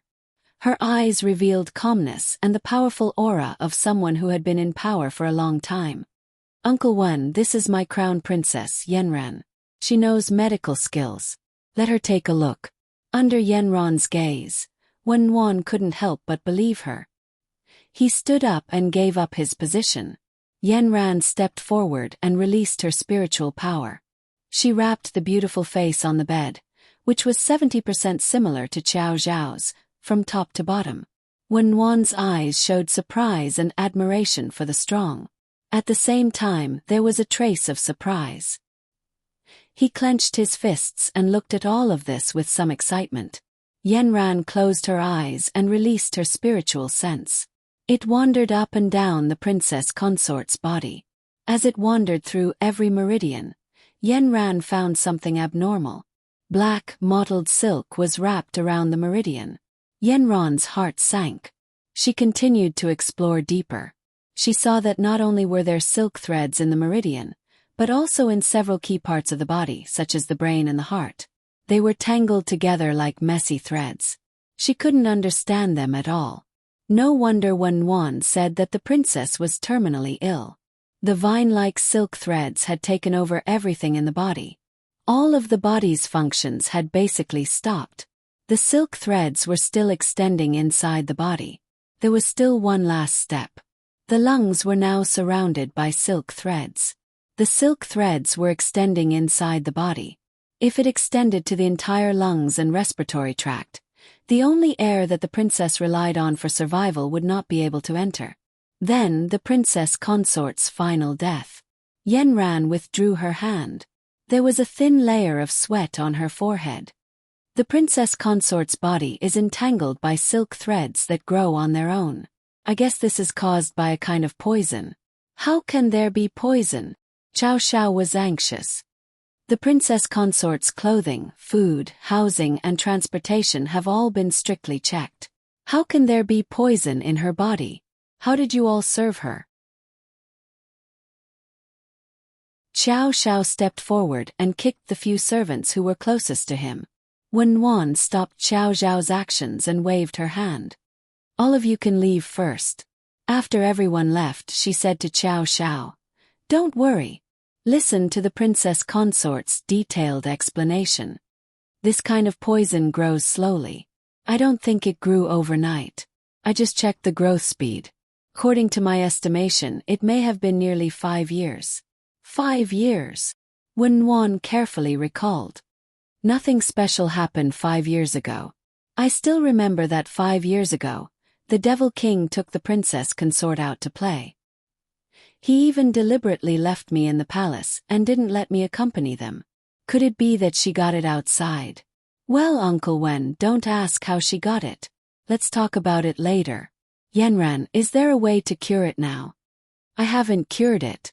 Can only try. I have to prepare something. No one can disturb me. This should be a long-term process. I can only pull the silk out of her body bit by bit. Wen Wan stood up and bowed to Yanran. Princess consort, you let me see hope. I am completely helpless. No matter what, please give it a try. Just try your best. If you really can't, then it can only be the princess's fate. As he spoke, his eyes turned red again. Yanran walked to the table and was about to find a pen to write. However, she found that there were only writing brushes here. She said to Xiao Xiao, Xiao, remember to bring some brushes next time." Xiao Xiao nodded repeatedly. Yanran used the writing brush to write 3 full pages and handed it to Wenwan. "Just prepare according to what is written here." Wenwan looked at it. There were some tools such as bamboo tubes, daggers, silk threads, alcohol, boiling water, porcelain bottles, towels, chopsticks, and so on. He felt strange, but he didn't say anything. He just quickly ordered his subordinates to prepare. "In a while, I will cut a hole in the princess's body. Then I will find a way to pull out her silk. The first step will be to take her heart, because the heart is the most important organ of life. If I don't take it out, it will stop beating. In a while, can I be inside?" Wenwan asked. Firan looked at him strangely and said, "In a while, I will take off all her outer clothes. It may not be convenient for you to be inside." Wenwan's face suddenly turned red. "I am just a doctor. I just want to help." Xiao Xiao suddenly coughed twice. "Yanran, Uncle Wen and my mother are like siblings. My mother was seriously injured before, and he was the one who treated her. I don't think my father will mind." Yanran looked at Xiao Xiao strangely again. "Well then, I will cover her key parts." Soon everything was ready. Yanran and Wenwan entered the room. Xiao Xiao originally wanted to follow in, but he was kicked out by Yanran. "Go and see what your son is doing. Leave this to me." Xiao Xiao remembered that he left his son in the Crown Prince's palace in a hurry. However, Uncle Wu came with them, so it shouldn't be a big problem. Now, he suddenly remembered that his Devil King was still in the middle of his wedding. This made Xiao Xiao's heart burst with anger. *CK, my mother is terminally ill. How can my father still have the mood to take in a concubine? His imperial father and imperial mother were an immortal couple, but now that such a big change had happened and the two of them were going to have an affair, wasn't that stabbing a knife into his imperial mother's heart? If Yanran cured my mother, and another woman appeared all day long, then it's better not to cure her. Xiao Xiao resolutely prepared to ruin the wedding, and his son, Xiao Yun, was completely thrown to the back of his mind. At this time, Xiao Yun, who was left behind, was sitting on the high throne in the Crown Prince's palace. His face was expressionless, and the aura around his body was cold. "This time, when I returned to the demon world, my father and mother disappeared. Did they believe in me too much? How can they adapt well in an unfamiliar environment?" As for the servants in the Crown Prince's palace, they looked at the young Crown Prince, who was as fair as jade and had a powerful aura, sitting upright and still on his high throne. He didn't look anything like his father, the Crown Prince. Originally, the Crown Prince was a dandy. The tall Crown Prince's chair was like his soft couch. Even the hardwood couldn't support his lazy waist. In front of the Crown Prince's chair, there must be a stool with one leg propped up. Right now, this young Crown Prince's back was ramrod straight. Even the demonic Crown Prince's robe that he had just changed into was pulled straight and smooth by him. Not a single hair out of place. Coupled with his cold and unsmiling face, even if he had a soul-sucking, yet stunningly beautiful face that had yet to mature, the servants didn't dare to look directly at him. The young Prince Xiao Yun looked at the people kneeling on the ground for a while. Then he said slowly and coldly, "I am your young Prince Xiao Yun. Tell me your names one by one. Tell me everything about the demon world. I want to know first the main social structure of the demon world. Second, the relationship between the main members of the demon world. Third, the customs of the demon world."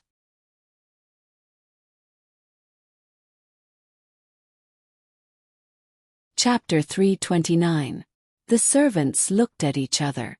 With their knowledge, they couldn't understand the little Crown Prince's words. Yu-Er, who had rushed back after hearing the Crown Prince's return, knelt at the front.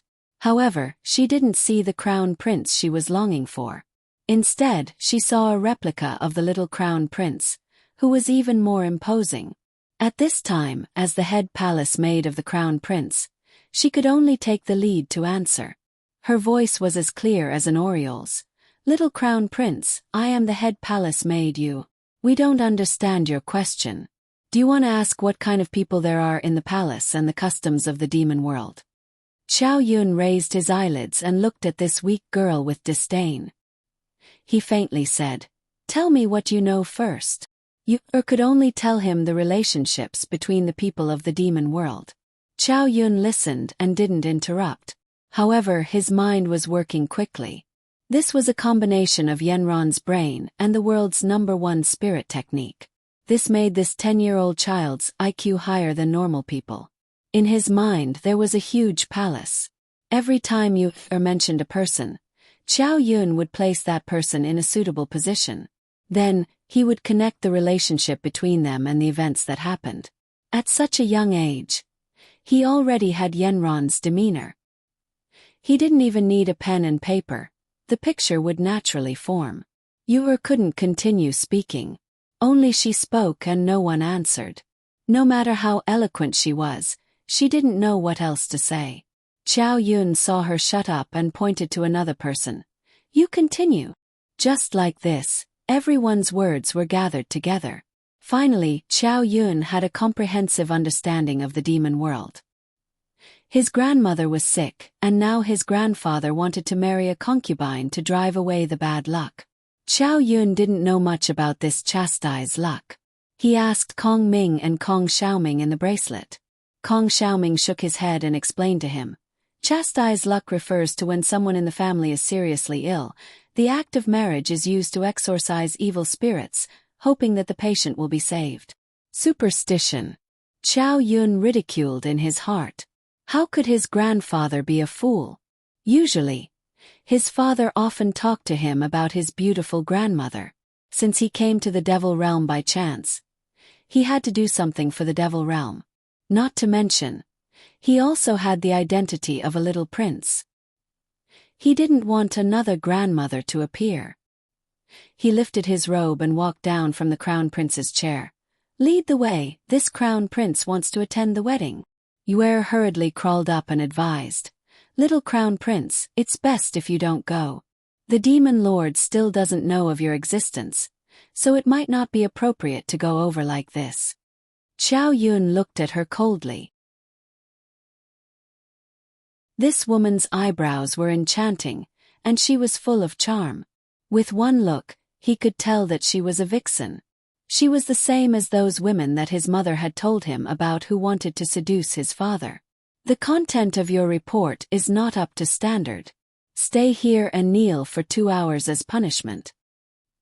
He then turned to another servant who looked honest. "You lead the way." Yue looked at the back of the little crown prince and bit her lower lip. As the head palace maid, she had never been punished before. Her eyes were slightly red. She looked at the servants beside her who had their heads lowered and did not speak. She stamped her foot and unwillingly knelt down. Chow Shao flew out in the darkness by himself. After passing by the beautifully designed pavilions, he arrived at the incomparably noisy main hall. The Devil Realm's wedding procedures were very complicated. After going through all kinds of etiquette in the morning, they would officially take in the side concubine at night and be recorded in the Devil Realm's history books. Chow Shao looked at the dark sky. He pulled over a servant who was quickly walking through the garden. "How far is the wedding going?" The servant was shocked. "Your Highness, you're back. The side concubine is walking into the main hall and is about to bow." Chow Shao cursed in his heart. *CK. He really had to race against time.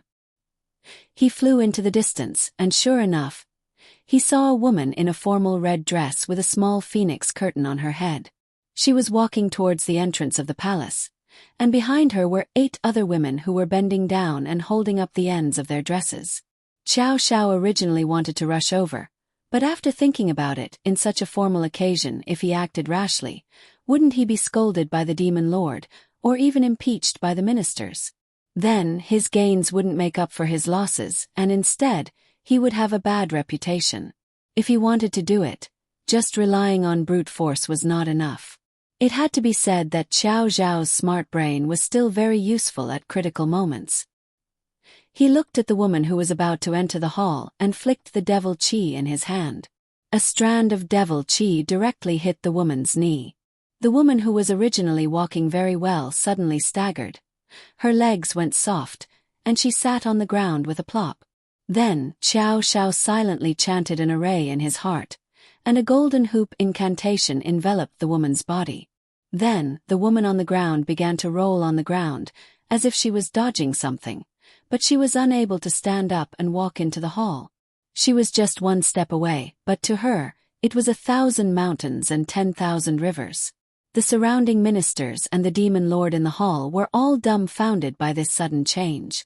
In such a formal occasion, the new concubine actually did not follow etiquette and began to roll on the ground. Immediately, 2 palace maids wanted to help her up, but before they could even get close, they were sent flying. When the demon lord saw this, he could clearly sense that someone had set up an array. With a wave of his hand, the array was immediately broken. At this moment, the bat that was pouncing towards the concubine finally disappeared without a trace. She sat on the ground and looked around in a daze. Only then did she realize that she was at the entrance of the hall, sitting on the ground. Everyone was looking at her with disdain. The new concubine was so embarrassed that she wanted to crawl into a hole to hide her face. When the palace maids behind her helped her up, she realized that her phoenix curtain had already rolled to a place 5 meters away from her. Someone had already helped her pick up the phoenix curtain. She wanted to put it on her head and continue walking forward, but at this moment, an old minister stood out. Demon Lord, the new concubine did not follow etiquette in front of the hall. She did not follow the rules, and there seems to be an ominous sign.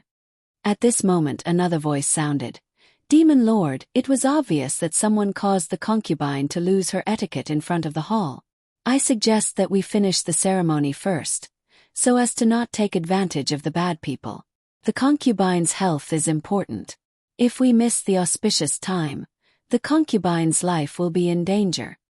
The demon lord had originally wanted to drive away the bad luck. Now that he heard this voice say that the concubine's life was in danger, he did not care about anything else. Continue. Xiao Xiao saw that his plan had not succeeded, so he expanded the array.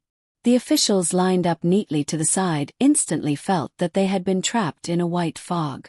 Not only were they unable to move, there was nothing in front of them other than the white fog. The old officials were shocked. Some of them directly released a mochi to try and save themselves, but other than dissipating into the white fog, there was no effect. A wave of panic swept over him. The demon lord saw his officials outside the hall begin to dance with joy. This time the array was rather large. The demon lord waved it a few times, but he still could not break it.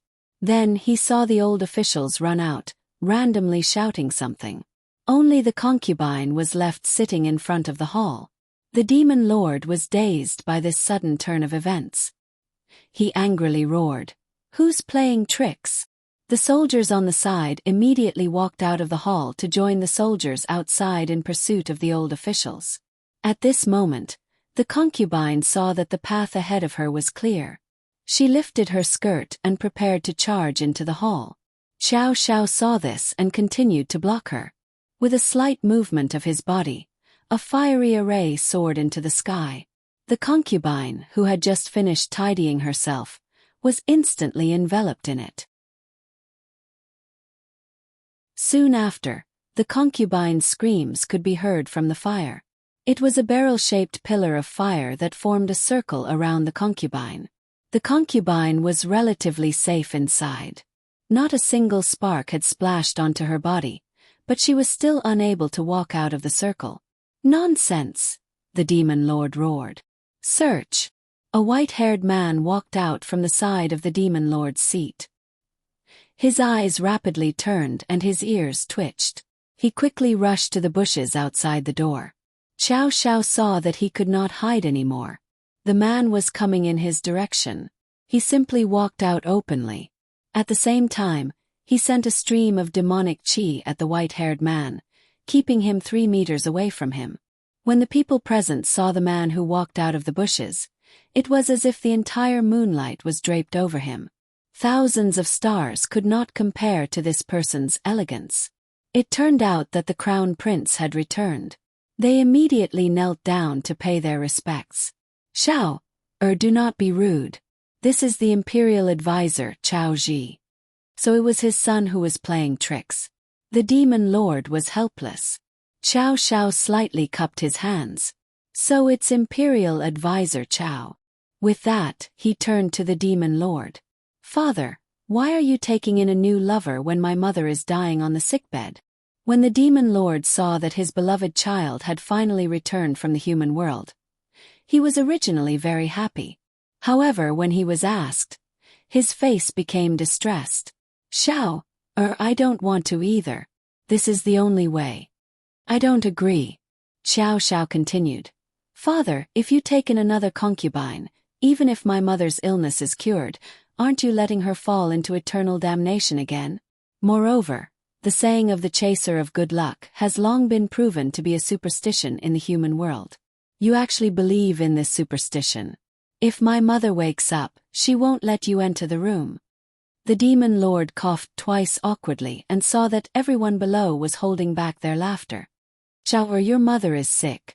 The one who is most sad is me. I really have no choice but to listen to the imperial advisor's advice. Xiao Xiao hurriedly added, Father, the crown princess is already treating my mother. Can your wedding be put aside? Your crown princess can treat illnesses. The demon lord asked in disbelief. Course. In the human world when I was sick, it was Yanran who treated me. Xiao Xiao said proudly. Imperial advisor Chao Ji immediately took a step forward. Demon lord, please reconsider. Even when Wan can't treat the illness, can the crown princess treat it? Wasn't the crown prince brought back to the demon world to find Wen Wan to punish him in order to save the crown princess? If the crown princess could treat herself at that time, why did the crown prince's illness transfer to her?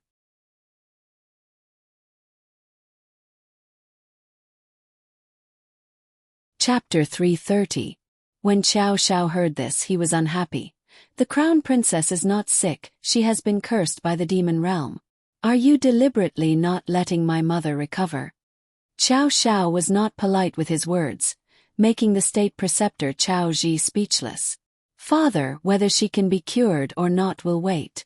If she can't be cured, you can just marry again. The state preceptor hurriedly took a step forward. Demon Lord, today is the auspicious time that I calculated. If we miss the auspicious time and cannot consummate the marriage, then the princess consort will really be in danger. Xiao Xiao narrowed his eyes and walked in front of the state preceptor. Is it not enough for you to take a concubine? You still want to force my father to consummate the marriage.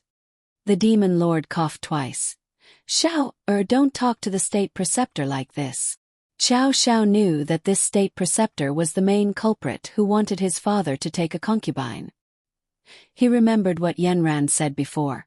Dare I ask the state preceptor, I have not seen you before. May I ask when you became the state preceptor? Reporting to your highness the crown prince, I met the demon lord and the princess consort by chance 5 years ago. Moreover, I have a heart that wants to repay the demon realm. The demon lord saw that my talent was not bad, so he appointed me as the state preceptor. Xiao Zhao's heart thumped. 5 years ago. His mother was poisoned 5 years ago. This state preceptor looked very suspicious. Lord Father, my crown prince consort is currently treating mother consort's illness. Do you think we should wait at the door? What if mother consort needs you? Xiao Xiao blinked his large eyes, blinking as he looked at his lord father. The demon lord felt that his baby was calling out to him.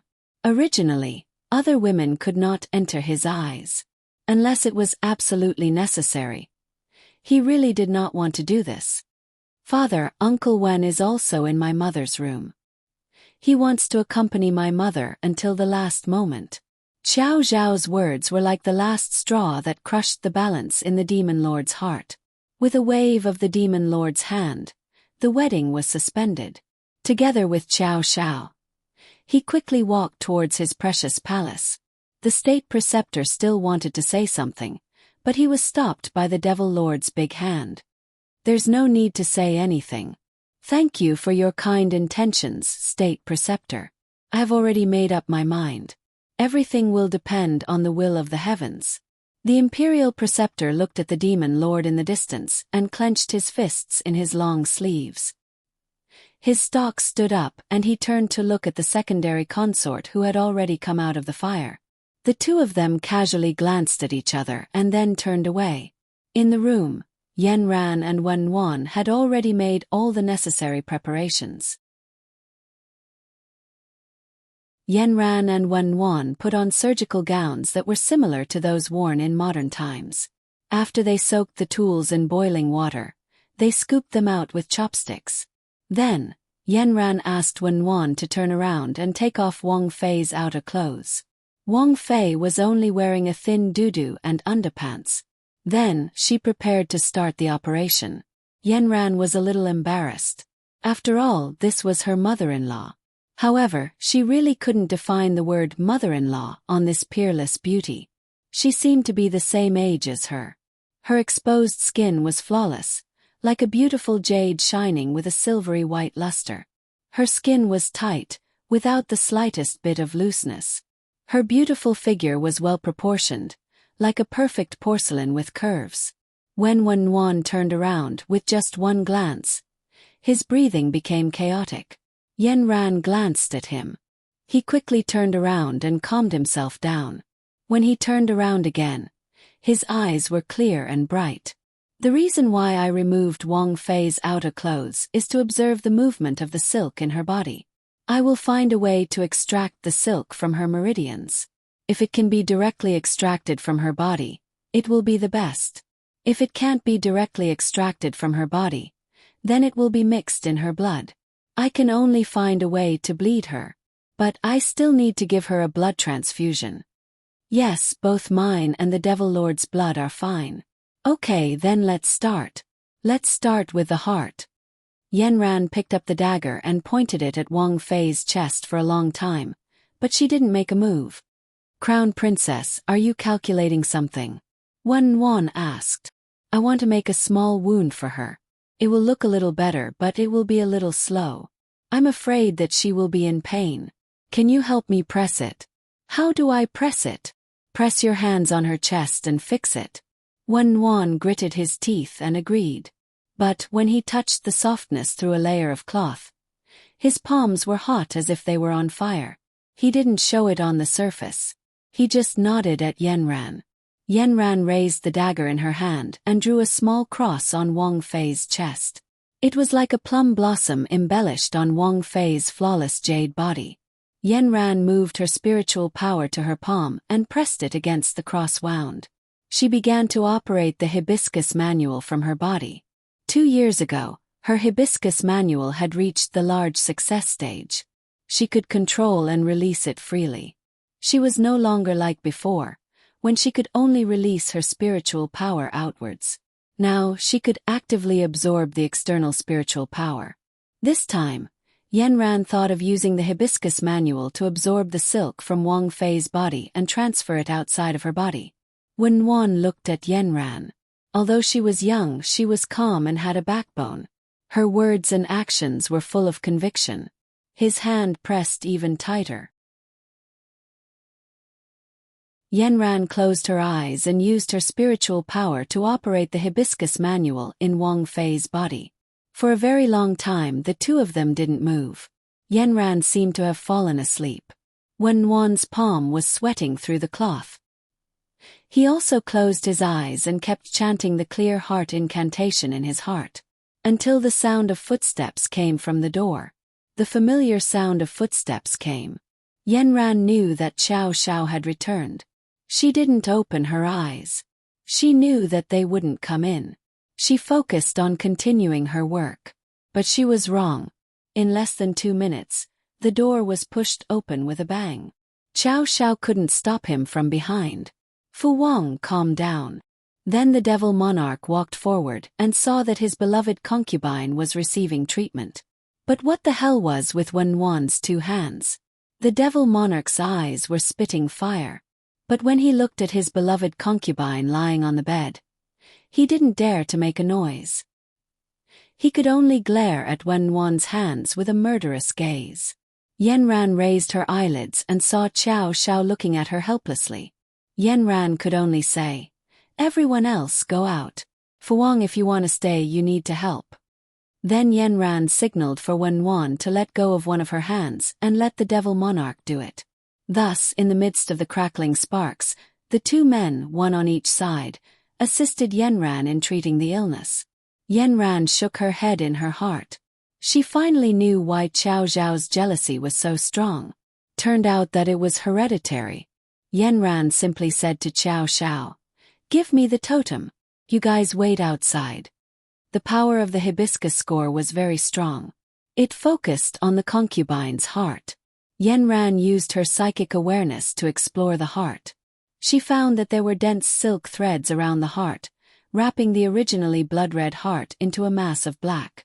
Her psychic power turned into two hands around the heart. She forcefully pulled the silk threads on both sides of the heart. The concubine showed a painful expression. Her whole chest was desperately pushing up. Yanran ordered, "Hold it." Wenwan and the devil monarch increased their strength and fixed the concubine's chest in place. However, the devil monarch immediately shot a glare at Wenwan. He had just accurately captured Wenwan's palm and pinched it slightly. Wenwan pretended not to see it, but her back was obviously a little sweaty. The concubine began to moan in pain. Wenwan and the devil monarch looked at Yanran nervously. Yanran turned her psychic power into a sharp dagger and used it to pry open the silk threads around the heart bit by bit. However, when these invisible threads were picked apart, they were quickly connected. Yanran saw that the dagger was useless, so she directly changed to a small stick and wrapped one of the threads around it. As if she had found the end of the thread, the silk threads that were originally wrapped around it were gradually separated. It worked. Yanran's psychic power rotated the small stick in her body, wrapping the black silk threads around it and gradually drawing them out. Along the concubine's skin, it could be seen that there were faint black lines swimming under the skin. Wenwan looked excited. Previously, he had thought of countless ways to get rid of the poison, but it was all in vain. Now there was finally some movement. The small stick was slowly drawn out of the small cross-shaped hole in the chest.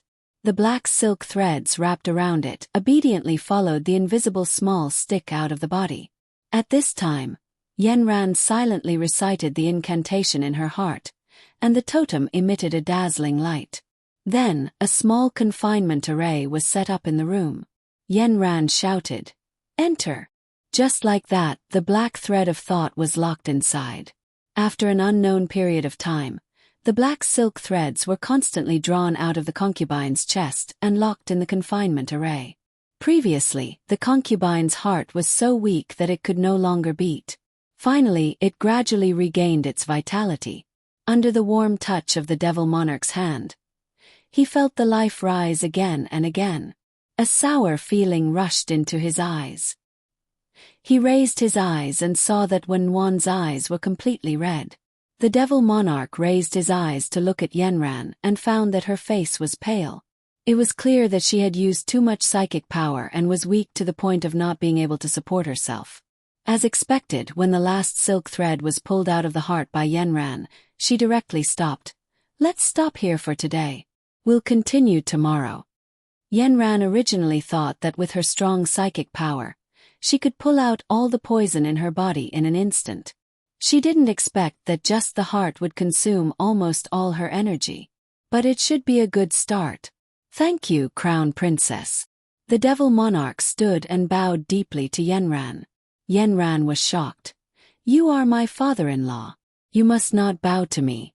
It is only right for me to save my mother-in-law." Xiao Xiao heard that the inside was finished and came in from outside.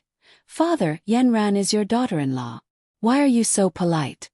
The devil monarch was not so polite to his son. He glared at him. "Anyone who can save your mother is a great benefactor.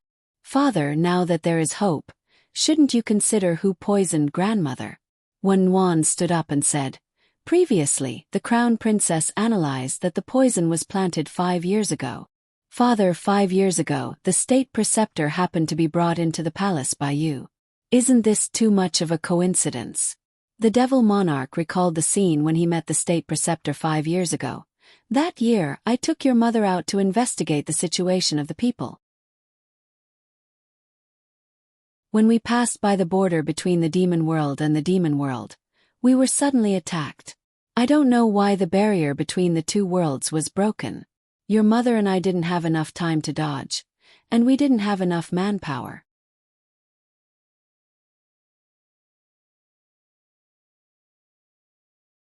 Chapter 331. At that time I was very anxious. I looked for your mother everywhere like a madman, but I couldn't find her. That time I wanted to die. I was afraid that your mother would suffer a little accident. I looked for her for a whole day and night. It wasn't until the next night that the state preceptor Chao Ji came back with your mother. It turned out that your mother accidentally fell off the cliff at that time. It was Chao Ji who saved her. I was grateful to him. In addition, he was more talented, so I regarded him as the state preceptor. In the past few years, he arranged the affairs of the devil world one by one, which saved me a lot of effort. I saw that he was very capable, so I slowly regarded him as my right-hand man. Later, your mother's health slowly deteriorated. When Nguyen and I kept looking for medicine for her to treat her illness, I delegated many things to the state preceptor to make decisions. I didn't expect that your mother's health would get worse and worse. In the past 6 months, she was basically lying in bed. In the past few days, she has fallen into a deep coma. I felt that the whole sky was falling. Without your mother, I didn't want to live. Later, Chao Ji gave me an idea. He asked me to take a concubine to drive away the bad luck. This was really the only way. I was desperate, so I agreed to his suggestion.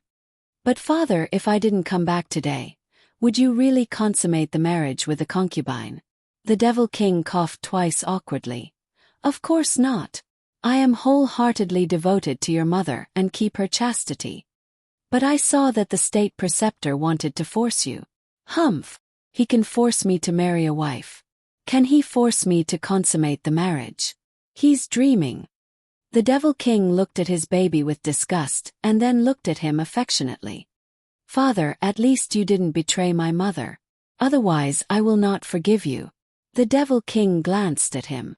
Just after the devil king and Xiao Xiao left the hall, the whole wedding venue was cancelled. Those who should leave had left, and those who should stay did not stay. The whole hall was empty. Xiao Yun looked at the broken scene and felt some arrays left by totems. Kong Ming and Kong Xiaoming in the bracelet said, Xiao Xiao must have been here just now. You're late. Xiao Yun said to the servants behind him, You guys go back first, I will walk around here by myself. Then he walked into the hall and looked around. He felt that everything in the devil realm was rather novel. He walked straight to the demon lord's seat and sat on it. He realized that the seat was large and spacious, but it was a little hard. It was perfect for lying down and sleeping.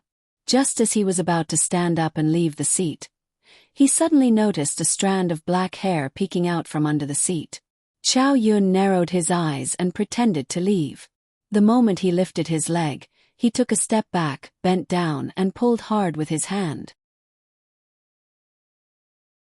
Then, a handful of black hair was pulled out by him, and a pretty little girl about his age fell onto him. Xiao Yun was caught off guard and was pressed down on the demon lord's seat by the little girl.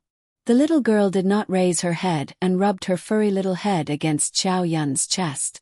She shouted, Who told you to pull my hair? Who told you to pull my hair? Xiao Yun could not stand it anymore. He released his spiritual power and bounced the little girl more than 10 feet away.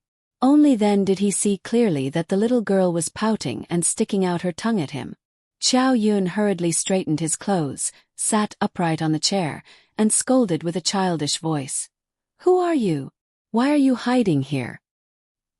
He did not expect that the little girl was not afraid of him at all. Instead, she used her hands and feet to climb up his body. Xiao Yun wanted to shake her off, but the little girl hugged his waist and looked up at his handsome face. "Little brother, I like you."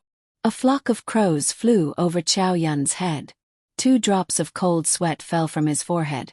"Hurry up and let go, or I will spank your butt." He did not expect the little girl to stick out her butt in front of him. "Go ahead." Chow Yun had no choice but to pull her off and put her to the side. "Speak properly, or I will tie you up." The little girl pouted and said, "I saw you when you entered the hall. You look so good. Did you come from the sky?" "Who are you?" "I am the princess here, ah man. Everyone knows me. Don't you know me? Where did you come from? Why haven't I seen you before?" The little girl blinked her big bright eyes and asked curiously, "Do you know everyone here?"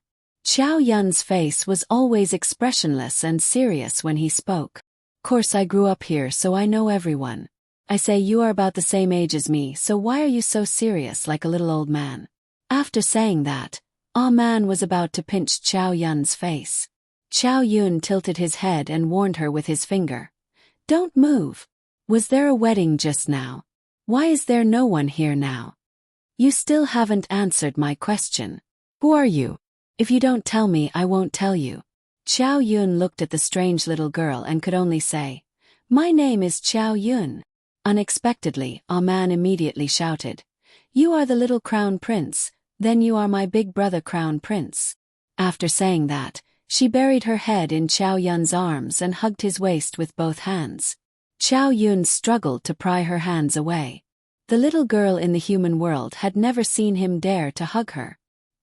He glared, and the surrounding 3 feet froze. He did not expect the little girl to be afraid of anything. It was as if the aura around him had become a small sun. However, the 2 of them finally understood each other's identity. Ah Man was his aunt's granddaughter, so they were indeed relatives.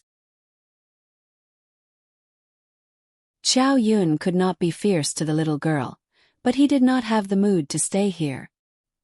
He said to Ah Man, "I will return to the crown prince's palace first." But Ah Man didn't let him go at all. Finally, there was someone who could play with her.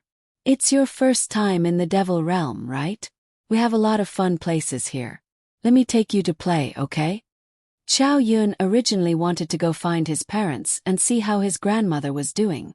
However, Ah Man seemed to be pestering him, desperately wanting to take him to see the most beautiful scenery in the palace. That is the most beautiful place in the demon world. It is at the bottom of the lake in the demon world. It is colorful just like a paradise.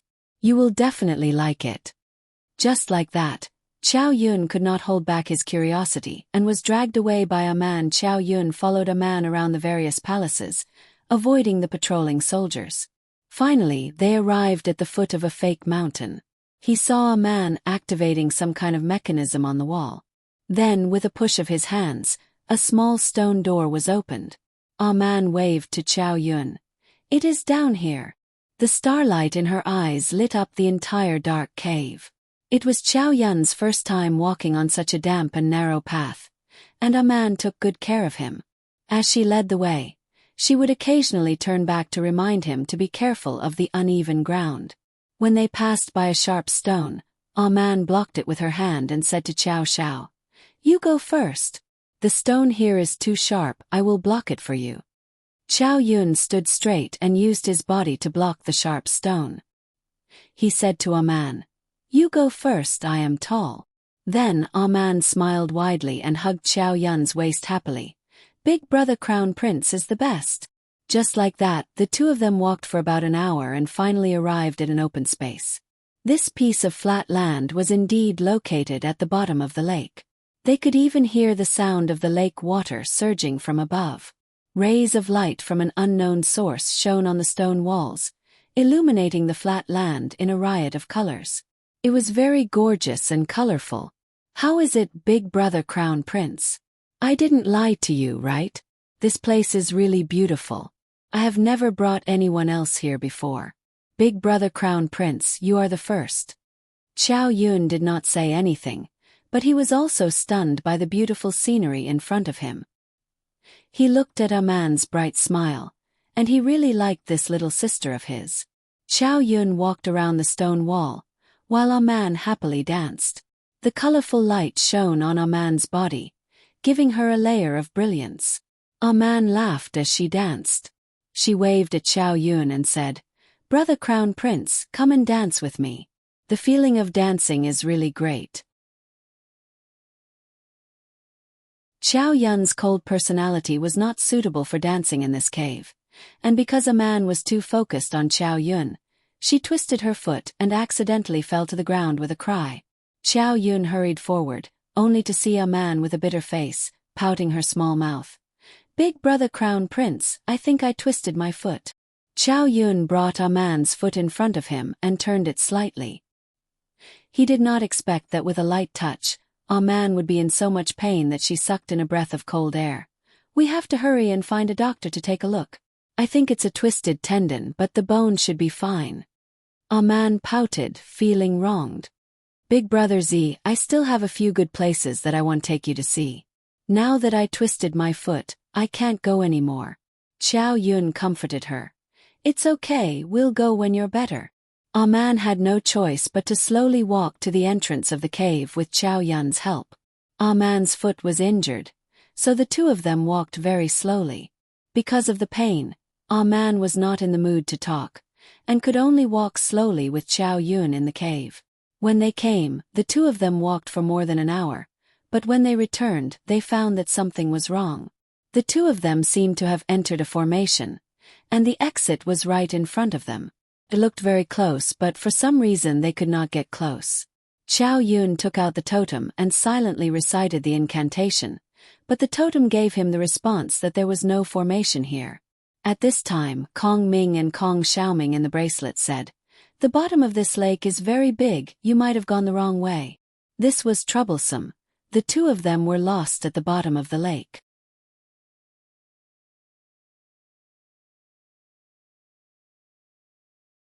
Chapter 332.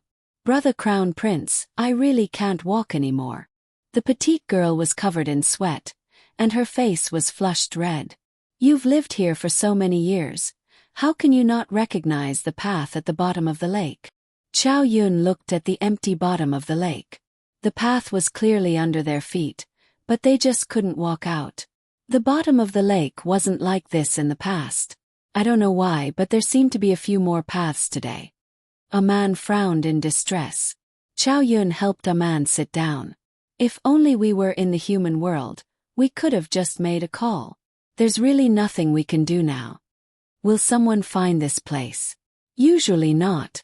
No one knows that I'm here." Aman pouted and touched her swollen ankle. She sat down pitifully and didn't say anything else. Just as the two of them were at their wits' end, the sound of metal clashing came from the surface of the lake. In the empty bottom of the lake, it was especially eerie. Following that, the sound of metal scraping could be heard one after another. There were also hushed voices of people, and then the sound of neat formations. Xiao Yun asked Aman, "What's that sound? Why does it sound like an army is marching in the middle of the night?" Aman's eyes were wide open in confusion. No one is allowed to walk around the palace at night. At most, there are a few patrolling guards. Why are there so many people? Xiao Yun looked up. There was a fork in the road beside them, and the sound seemed to be coming from there. "Wait for me here. I'll go take a look." After saying that, Xiao Yun climbed up the path alone. It was an extremely narrow path, and he had to use both his hands and feet to get through. At this time, he missed the clothes of the human world. The clothes of the crown prince of the demon world were cumbersome and dragged, making it very inconvenient for him. He simply pulled off the outer robe and wore only the inner robe. It was much easier to climb up this way. But when he poked his head out of the hole, he was shocked by the scene in front of him. The place he poked his head out of was another hole beside the lake. Soldiers in black armor were marching in neat formations, following the lakeside in the direction of the palace. Every one of them was wearing a saber, and their shiny armor shone with a bleak yet sharp light under the moonlight. In fact, Xiao Yunkai finally saw the appearance of the Devil World soldiers. Each one of them was grotesquely shaped, different from the people he saw in the imperial palace. Some only had one eye, while others were born with deformities. Most of them grew horns on their heads. Chow Yun touched his head. Logically speaking, he also had the bloodline of the demon realm. Fortunately, he did not grow into a monster with horns.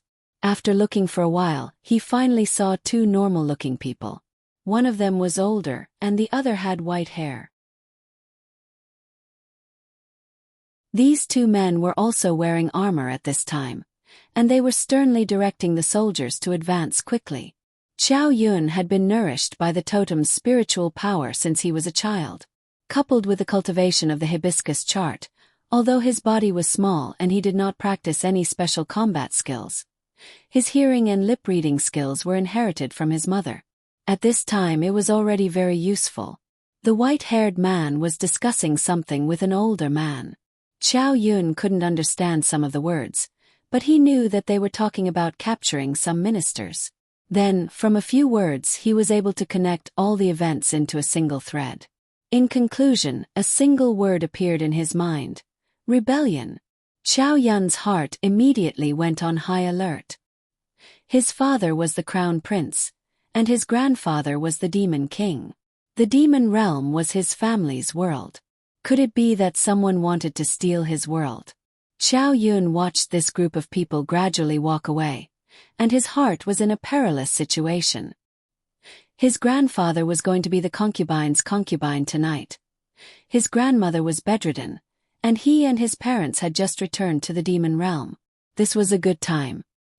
He tiptoed back the way he came, thinking about this problem all the way. A man saw him return and sighed in relief. She was a little girl at the bottom of this lake. In the past she was not afraid, but after getting lost today, she was really worried. Chow Shao came back and sat beside a man, not saying a word. A man saw that he was only wearing underwear and asked curiously, "Brother Crown Prince, where is your Crown Prince robe?" Chow Yun did not answer her. "Ah man, let me ask you, is there a white-haired man in the palace?" "Who is that?" "Oh, that is the state preceptor Chow Ji." "What? Did you see him? What's going on up there?" "Ah man, I have a task for you. From the place I came out from, you can reach the lakeside. Think of a way to my grandmother's palace, and then tell the demon king that the state preceptor is rebelling." Chow Yun deliberated over his words and said his idea. Hearing this, Ah Man covered her mouth with her hand. Her round eyes were filled with fear, and for a moment she could not find her voice. "Brother Crown Prince, what did you say? Did you make a mistake? How could the state preceptor be rebelling?" "I didn't make a mistake. There are soldiers up there, and they are about to capture those old officials. They are gathering in the main hall. Are you afraid?" Chow Yun stared into Ah Man's eyes. Ah Man suddenly grabbed Chow Yun's arm. "Brother Crown Prince, aren't you coming with me? I'm going to follow them. Hurry and report this." After saying this, Chow Yun turned around and ran to the exit. Before Ah Man could react, Chow Yun's figure had already disappeared. She climbed up from the ground and limped to follow Chow Yun to the exit. But when she finally climbed to the exit and saw the dark mass of soldiers, her heart began to beat wildly. Only now did she realize that Chow Yun was telling the truth. Right now her mind was a bit dizzy. She had never encountered such a thing in her life. She only remembered that Brother Crown Prince had told her to go to the Princess Palace to report. Right now, there was only one word in her mind. Hurry, she had to report this before they reached the Princess Palace. She bit her tongue, and a sharp pain came from the tip of her tongue, allowing her to wake up a bit. She wanted to quickly run out, but her swollen ankle was too much of a hindrance. She found a thick branch nearby and used it as a crutch. Then she limped towards the back of the hall.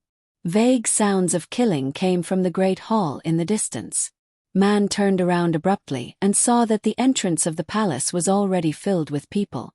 Under the reflection of the moonlight, the reflections of swords and sabers flew into the air, completely tearing apart the dark and oppressive night sky. Ah Man's feet slipped. The walking stick could not support her weight and she fell to the ground. Her hand that was supporting herself on the ground was cut by a sharp stone and blood immediately flowed out. But the battle at this time did not allow her to delay. She could only use her bloody hand to pick up the walking stick that had fallen to the ground and continue to run forward. The palace that she had played in every day was not very large, but under such difficult circumstances, she felt as though she had to cross thousands of mountains and rivers, climb countless peaks to reach the most beautiful flower-shaped palace in the palace. Chow Yun was the first to climb out of the cave. He took a step forward with his hairy legs and ran forward with all his might. Finally, after running for a short distance, he saw the tail of the group. He followed them from afar and couldn't do anything about it. As the troop walked, a soldier suddenly reported in a low voice, "I want to pee." The leader in front of him fiercely glared at him. "What pee at this critical time? Hold it in." The soldier was scolded. He lowered his head and did not dare to say anything. But after a while he really could not hold it in anymore.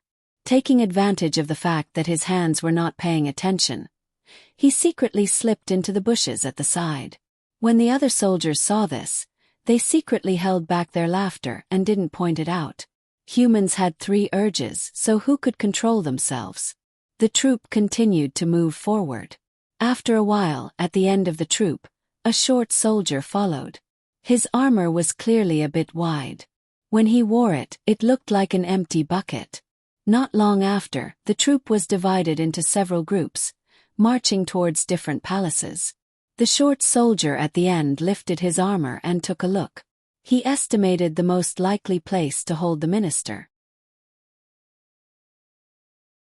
Then, without anyone noticing, he quickly walked into one of the groups. Imperial Preceptor Chao Ji led a group of people straight to a palace. His white hair was especially conspicuous in the dark night. The short soldier followed this group. At this time, the gate of the palace was tightly shut. There were a few circles of soldiers standing at the gate, surrounding the entire palace like an iron bucket. Above the palace, demonic chi was entangled, as if a cover was suppressing it. "Open the door." The Imperial Preceptor walked forward. After the guard saluted, he opened the gate.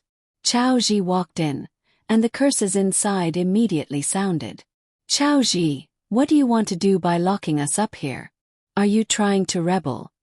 Following Chao Ji into the main hall were a few soldiers following behind him.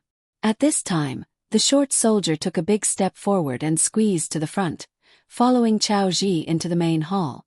The situation in the main hall was finally clear at a glance. Dozens of officials wearing formal palace clothes were tied up by invisible ropes. They sat on the ground and were surrounded in a circle. When they saw the Imperial Preceptor Chao Ji, they all glared at him with eyes as sharp as knives. The knives did not hesitate to shoot at the Imperial Preceptor. "Ministers, please calm down. Today is the Devil Lord's wedding. I invited everyone to attend the ceremony, but the wedding was cancelled at the last minute. This is not something I can control. Everyone saw it just now. It was the Crown Prince who persuaded the Devil Lord to leave." "Then why are you still trapping us here?" an old minister asked sharply. "That's because Imperial Uncle is coming tonight. He wants to see everyone." Just as he finished speaking, a sinister voice sounded. "Old ministers, long time no see. How are you?" An old minister's heart trembled. "Imperial Uncle, what do you want to do? Can't you see what I want to do? This world has been cleaned up by the Devil Lord to the point that there is not even a trace of demonic chi left. What do you think I want to do?" Another old minister asked with a trembling voice. "Do you really want to rebel?" "Humph, if you are obedient and are willing to assist me in the future, I will spare your lives. If you are not obedient, then you will end up like him."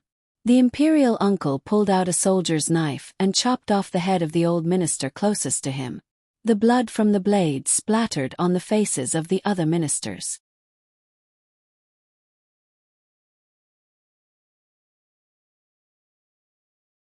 Chapter 333. "Ah!"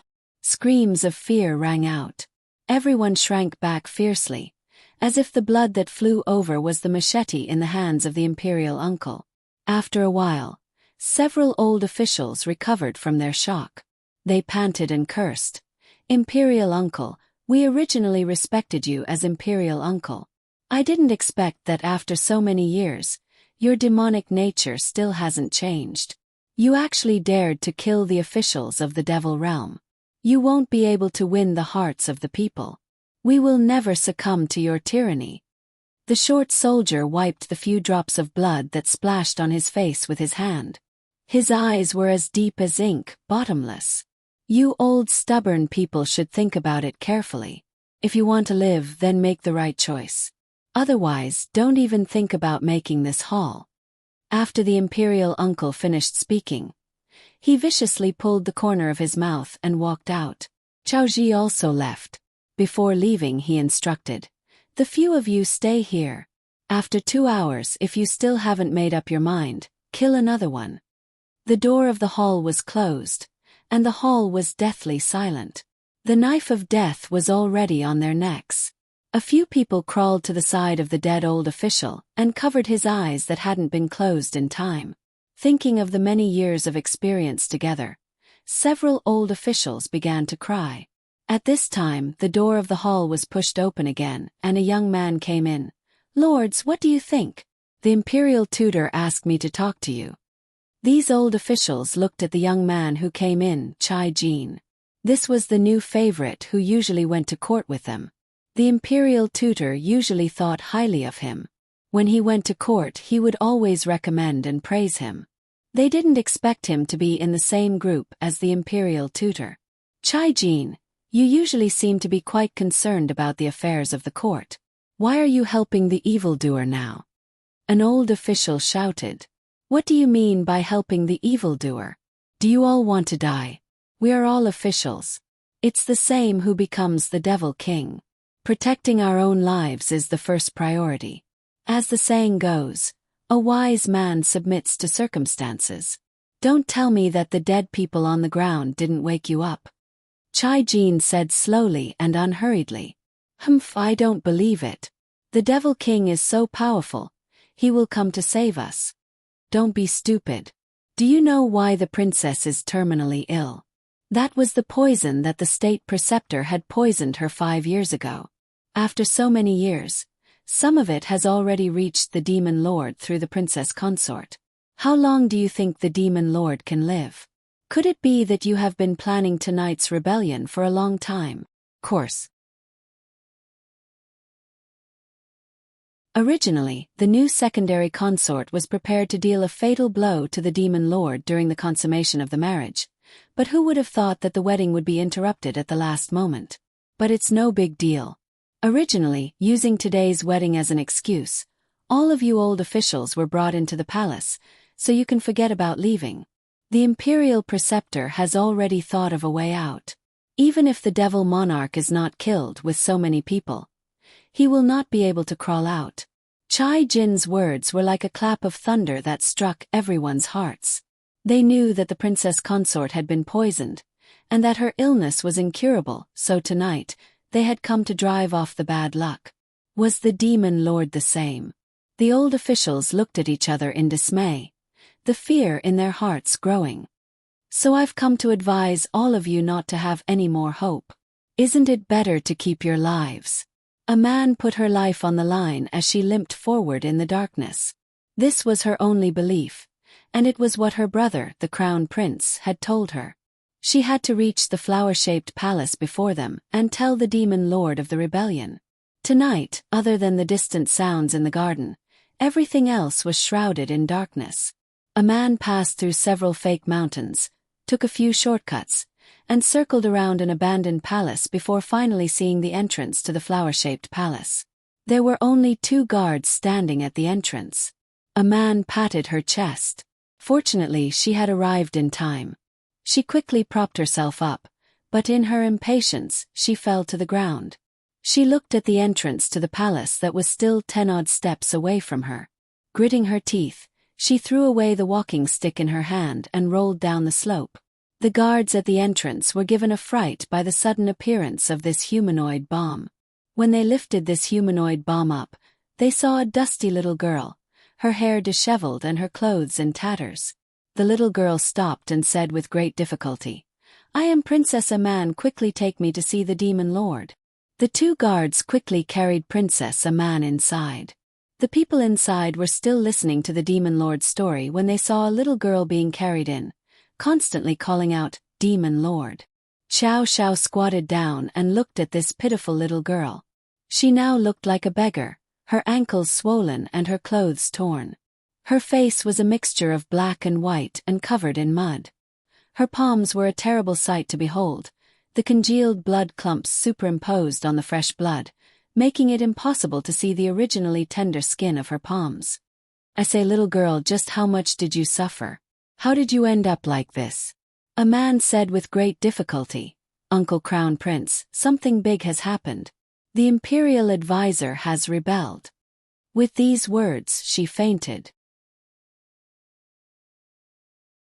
Before Chow Chow could react, he saw a man faint in front of him. "Rebel! He dares!" The demon lord's voice boomed like thunder in the room. But at the same time, his body swayed and he fell to the ground. Wen Wan rushed forward to examine him. She saw that his hands were trembling and his face was pale as he looked at Chow Chow and Yenran. "The demon lord has also been poisoned, the same poison as the princess." Yenran quickly used her spiritual sense to examine him. As expected, the poison in the demon lord's body had already begun to coil around his various organs. The attack of qi and blood on his heart was probably the reason why he suddenly fainted. Chow Chow panicked and hurriedly asked Uncle Wen, "Why is my imperial father also poisoned so much?" "I originally warned him because the princess was poisoned. After the princess and the demon lord got along, the poison would naturally be passed to him. But when I wanted to examine the demon lord, he wouldn't let me. I didn't expect that after so many years, the poison in his body had become so serious." After Wen Wan finished speaking, her face was pale. "Originally, I thought that with the demon lord's own demonic power, it wouldn't be so easy for him to be poisoned. I saw that he had always been very healthy and didn't show any signs of being poisoned. The princess had already had a reaction a few years ago. I didn't expect that the demon lord didn't survive and the poison would develop so quickly." At this time Yenran added, "I guess that the two of them were too close, so the poison was passed. I just checked the demon lord's demonic power. It might have been suppressed before. Could it be that the state preceptor gave him some kind of drug?" Chow Zhao's clever brain immediately understood. Previously, in the main hall, Chow Ji said that he wanted imperial father to consummate with a concubine tonight. Could it be that he was already confident? Chow Chow and Yenran looked at each other. It seemed that everything was right. But what should they do now? Yenran walked to Aman's side and released her spiritual power to surround his body. It was as if warm spring water was wrapping around Aman. After a while, Aman breathed a sigh of relief and opened his eyes. He was met with a pair of incomparably beautiful eyes, which had the same temperament as his crown prince brother. After a while, she finally reacted to her surroundings and said anxiously, "Where's the demon lord?" The state preceptor rebelled. Yenran signaled for her to calm down. She was born with a calming ability. "You're called a man, right? Don't be anxious. Tell me slowly what's going on." Man looked into Yenran's eyes and slowly calmed down. She explained the cause and effect of the matter clearly. After she finished, Chow Chow couldn't calm down. Could it be that Chow Yun was taken away? "Don't worry. Our son is bold and careful. Nothing will happen to him. Right now we need to think of a way to save the demon world." Yenran raised her hand and stopped Chow Chow from rushing out. "But we just came back. We don't know anything. How can we save him?" Man just said that the ministers should have been captured.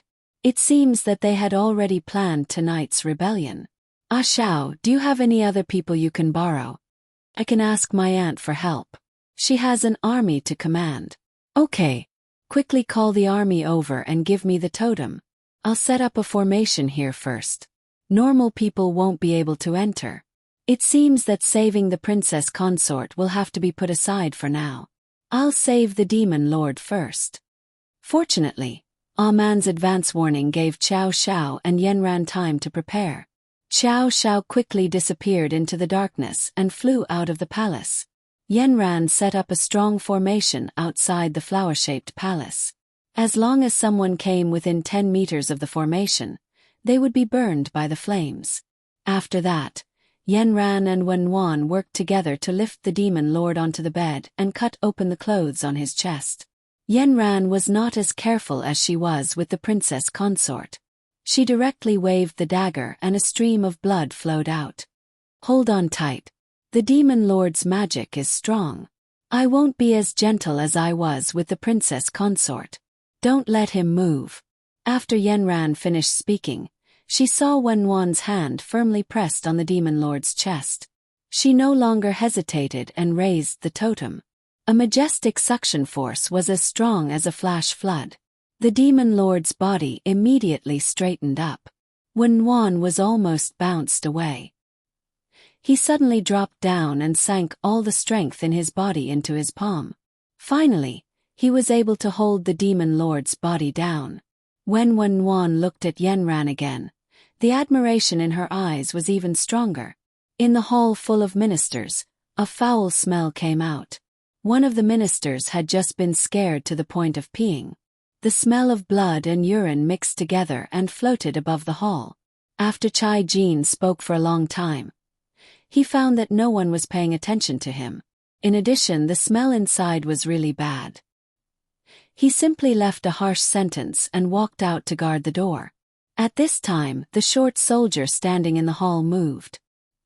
He silently chanted a spell in his heart. A formation of illusion surrounded the few soldiers guarding the hall. In front of their eyes, the scene just now was still motionless.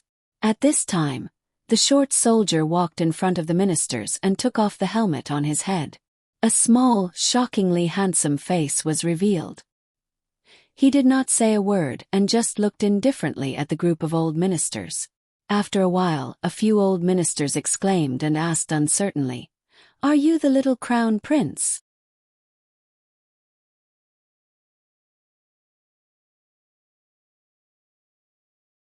Chapter 334. I am the crown prince, Qiao Yun. Qiao Yun indifferently said, an imposing aura naturally spreading out from his body. With a wave of his hand, the ropes on everyone were untied, and the ministers hurriedly knelt down in greeting. Qiao Yun did not refuse. He walked to the seat of honor and sat down. Tonight's events were sudden. Old ministers, thank you for not betraying the demon lord. You must believe that the poison in the demon lord and princess consort's bodies has already been cured by my mother. My father is already dealing with tonight's rebellion. Old ministers, do not be impatient and build up your confidence. The demon lord has sent me to accompany all of you and safely pass tonight. Qiao Yun's words were like a stabilizing needle, steadying the hearts of all the old ministers. The demon lord had not abandoned them, and had even sent the crown prince to suffer the ordeal with them. This was no different from a cardiac stimulant, strengthening their hearts. Those who had been wavering between their lives and betrayal immediately mustered their courage. Even the crown prince was with them. If they had to sacrifice themselves, they would sacrifice themselves together. The crown prince's life was much more valuable than theirs. All right, since we've all reached a consensus, I would like to ask all the old ministers to give me an introduction to the current political situation. The crown prince's aura was astonishing. He sat at the seat of honor, not smiling or speaking. His eyes were so serious that they seemed like the demon lord was attending court. The old ministers could not help but obey his orders. One by one, they came forward to report the political situation to him. After hearing the reports from the ministers, the little crown prince gathered all the information in his mind. The military forces of the demon realm were divided into several factions. One faction was under the demon lord, but the majority had been stolen by the imperial preceptor, and the commander's seal was under the control of the imperial uncle. Another faction was under the control of the demon lord's elder sister. She also had a commander's seal and controlled an army. As for the last faction, no one knew where this power was located. They only knew that it was a power that could destroy the world. Chow Yun had a rough idea. It seemed that if a man's report had been timely, they would have gone to the demon lord's elder sister to use the commander's seal. Old ministers, I need you to draw a topographic map of the demon palace. Although my royal father, the crown prince, will mobilize forces from outside to save us, we also need to save ourselves. Right now, there are 3 layers of guards at the entrance. It's not easy to leave from the main entrance. We can only think of a way to make a fuss in the main hall. The old officials calmed down and began to think of a plan to save themselves. They had drawn a very large map, but the surrounding palaces were quite far away. If they wanted to get out of here, there was only one way, and that was to dig a tunnel. After some analysis, Chow Yun helped them choose a route. This tunnel should not be dug to the other palaces, but directly to the bottom of the lake. The bottom of the lake was very large, suitable for hiding people. At this moment, a minister stood up and said, "Digging tunnels is my specialty. Let me try." The minister channeled his magic power, and a huge rhinoceros-like horn slowly grew out of his head. He then hid in a corner and used the horn to dig into the ground like a drill. The horn was so huge that it made a hole in the ground that was big enough for a person to crawl through. The other ministers also quickly moved. They thought of a way to move the dug soil out. The tunnel was dug very quickly. In a short while, the dug soil was piled up into a small mountain. Chow Yun also used the soil to make a camouflage. From the surface, the corner of the palace looked clean and there was nothing. Just as they were working in full swing, the minister guarding the door suddenly shouted, "Come back, someone is coming." Everyone immediately returned to their original positions and pretended to be tied up. They sat on the ground in a sorry state. Turned out to be Chai Jin. He came in to patrol around and said a few threatening words. Seeing that there was no response from the people, he left resentfully. After he left, everyone immediately began to work again. The tunnel gradually took shape, and more soil was transported out. The entire hall was almost piled up to the top. Everyone was quickly moving the soil, causing the old officials to be covered in dirt. They all took off their official robes, and only wore their undergarments to make it easier for them to work. Just as 2 hours were about to pass, the tunnel was finally dug out. The ministers were preparing to enter the tunnel, but at this time, Chow Yun stopped them and said, "We can't just leave like this. We have to find a way to buy some time." Chow Yun raised his head and looked at the soldiers standing in the hall like wooden pillars. He said to the ministers, "Who has a way to knock them out? Put on your clothes and tie them up here like before." Just now, everyone only cared about running for their lives.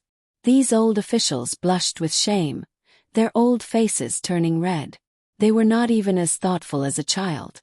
2 people stood up and said, "Let's knock them out, put them on our official robes, tie them up with ropes and seal their voices. We should be able to buy some time." Then the 2 ministers stepped forward and knocked out all the soldiers who were still standing guard. They put on their clothes and tied them up with ropes. At this time, the entire hall was no different from before except for the lack of soldiers standing guard. "Let's go." At this time, the ministers no longer had any worries. One by one they filed in. Chow Yun walked at the back. He used the camouflage formation to restore the tunnel to its original state. However, his ability was still limited. He did not know how long he could last. He hoped that he could make it in time for his father to bring the soldiers. Everyone followed the winding tunnel to the bottom of the lake. At this time, the old ministers realized that the bottom of the lake was different from before. One of the old ministers gritted his teeth and said, "It seems that their rebellion was premeditated. Look, the bottom of the lake did not originally extend in all directions. Right now, I estimate that there must be a path that extends out of the palace, allowing these soldiers to openly enter the palace from outside." Chow Yun walked forward. After the old minister's introduction, he finally knew that this place had been modified. He had a flash of inspiration and said to the ministers, "Now, I ask the ministers to go and see which path leads out of the palace. We will set a trap on this path." One of the ministers asked curiously, "Your Highness the Crown Prince, since they have already come in, will they still leave from here?" Chow Yun was expressionless. He only said indifferently, "Everything is possible." Right now, the Crown Prince's words were an imperial edict. The group quickly busied themselves, setting up defensive structures at the bottom of the lake. The Devil Monarch's progress in extracting the poison was much faster than Wang Fei's. However, Yanron's spiritual power was also consumed more. She simply placed the totem on her Baihui acupoint and recited the incantation. She used the totem as an energy stone to continuously supply her with spiritual power. Wen Wan felt the surging spiritual power at the side. Her entire body became much lighter and her hands were more powerful. The two people's cooperation was perfect. Under the nourishment of the spiritual power, Yanran quickly replenished her own energy and began to fight against the poison in the Devil Monarch's body. Although the Devil Monarch's body had the same poison as Wang Fei's, it had not been directly implanted. The poison that had seeped into the Devil Monarch's organs was not so tightly sealed. After Yanran found a gap, the poison was like a flood in a hopeless situation. Strands of toxins were constantly being sucked out, and they were all trapped in the formation. A cloud of black, silk-like fog was fluttering in the air, baring its fangs and brandishing its claws like a demon, as if it was about to rush out. However, the totem was, after all, a sacred object of the devil world. There was no array that could not be broken or set up. The array that was set up was controlled by the spiritual power of the person who set it up. The duration of the array was also related to the spiritual power of the person who set it up. These threads that had already been pulled out of the body wanted to continue causing trouble. However, it was absolutely impossible for Yanran to continue. Wen Wan was delighted to find that the Devil Monarch's consciousness seemed to be gradually recovering. His eyes were moving slightly under his eyelids. His lips were moving slightly, and even his ears were trembling. "Crown Princess, it's working," Wen Wan said happily. Yanran raised her eyelids and did not speak. She continued to concentrate on her work. At this moment, the guard guarding the door came in a panic. "Devil Monarch, something bad has happened. A large number of people are coming here. They are like ants thousands of miles away. They have already surrounded the palace." When the guard rushed in, he slammed the door with a bang. He fell inside the door and lay on the ground.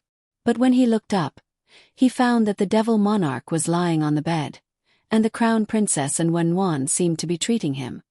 He panicked. "Devil Monarch, something has happened outside. Please wake up."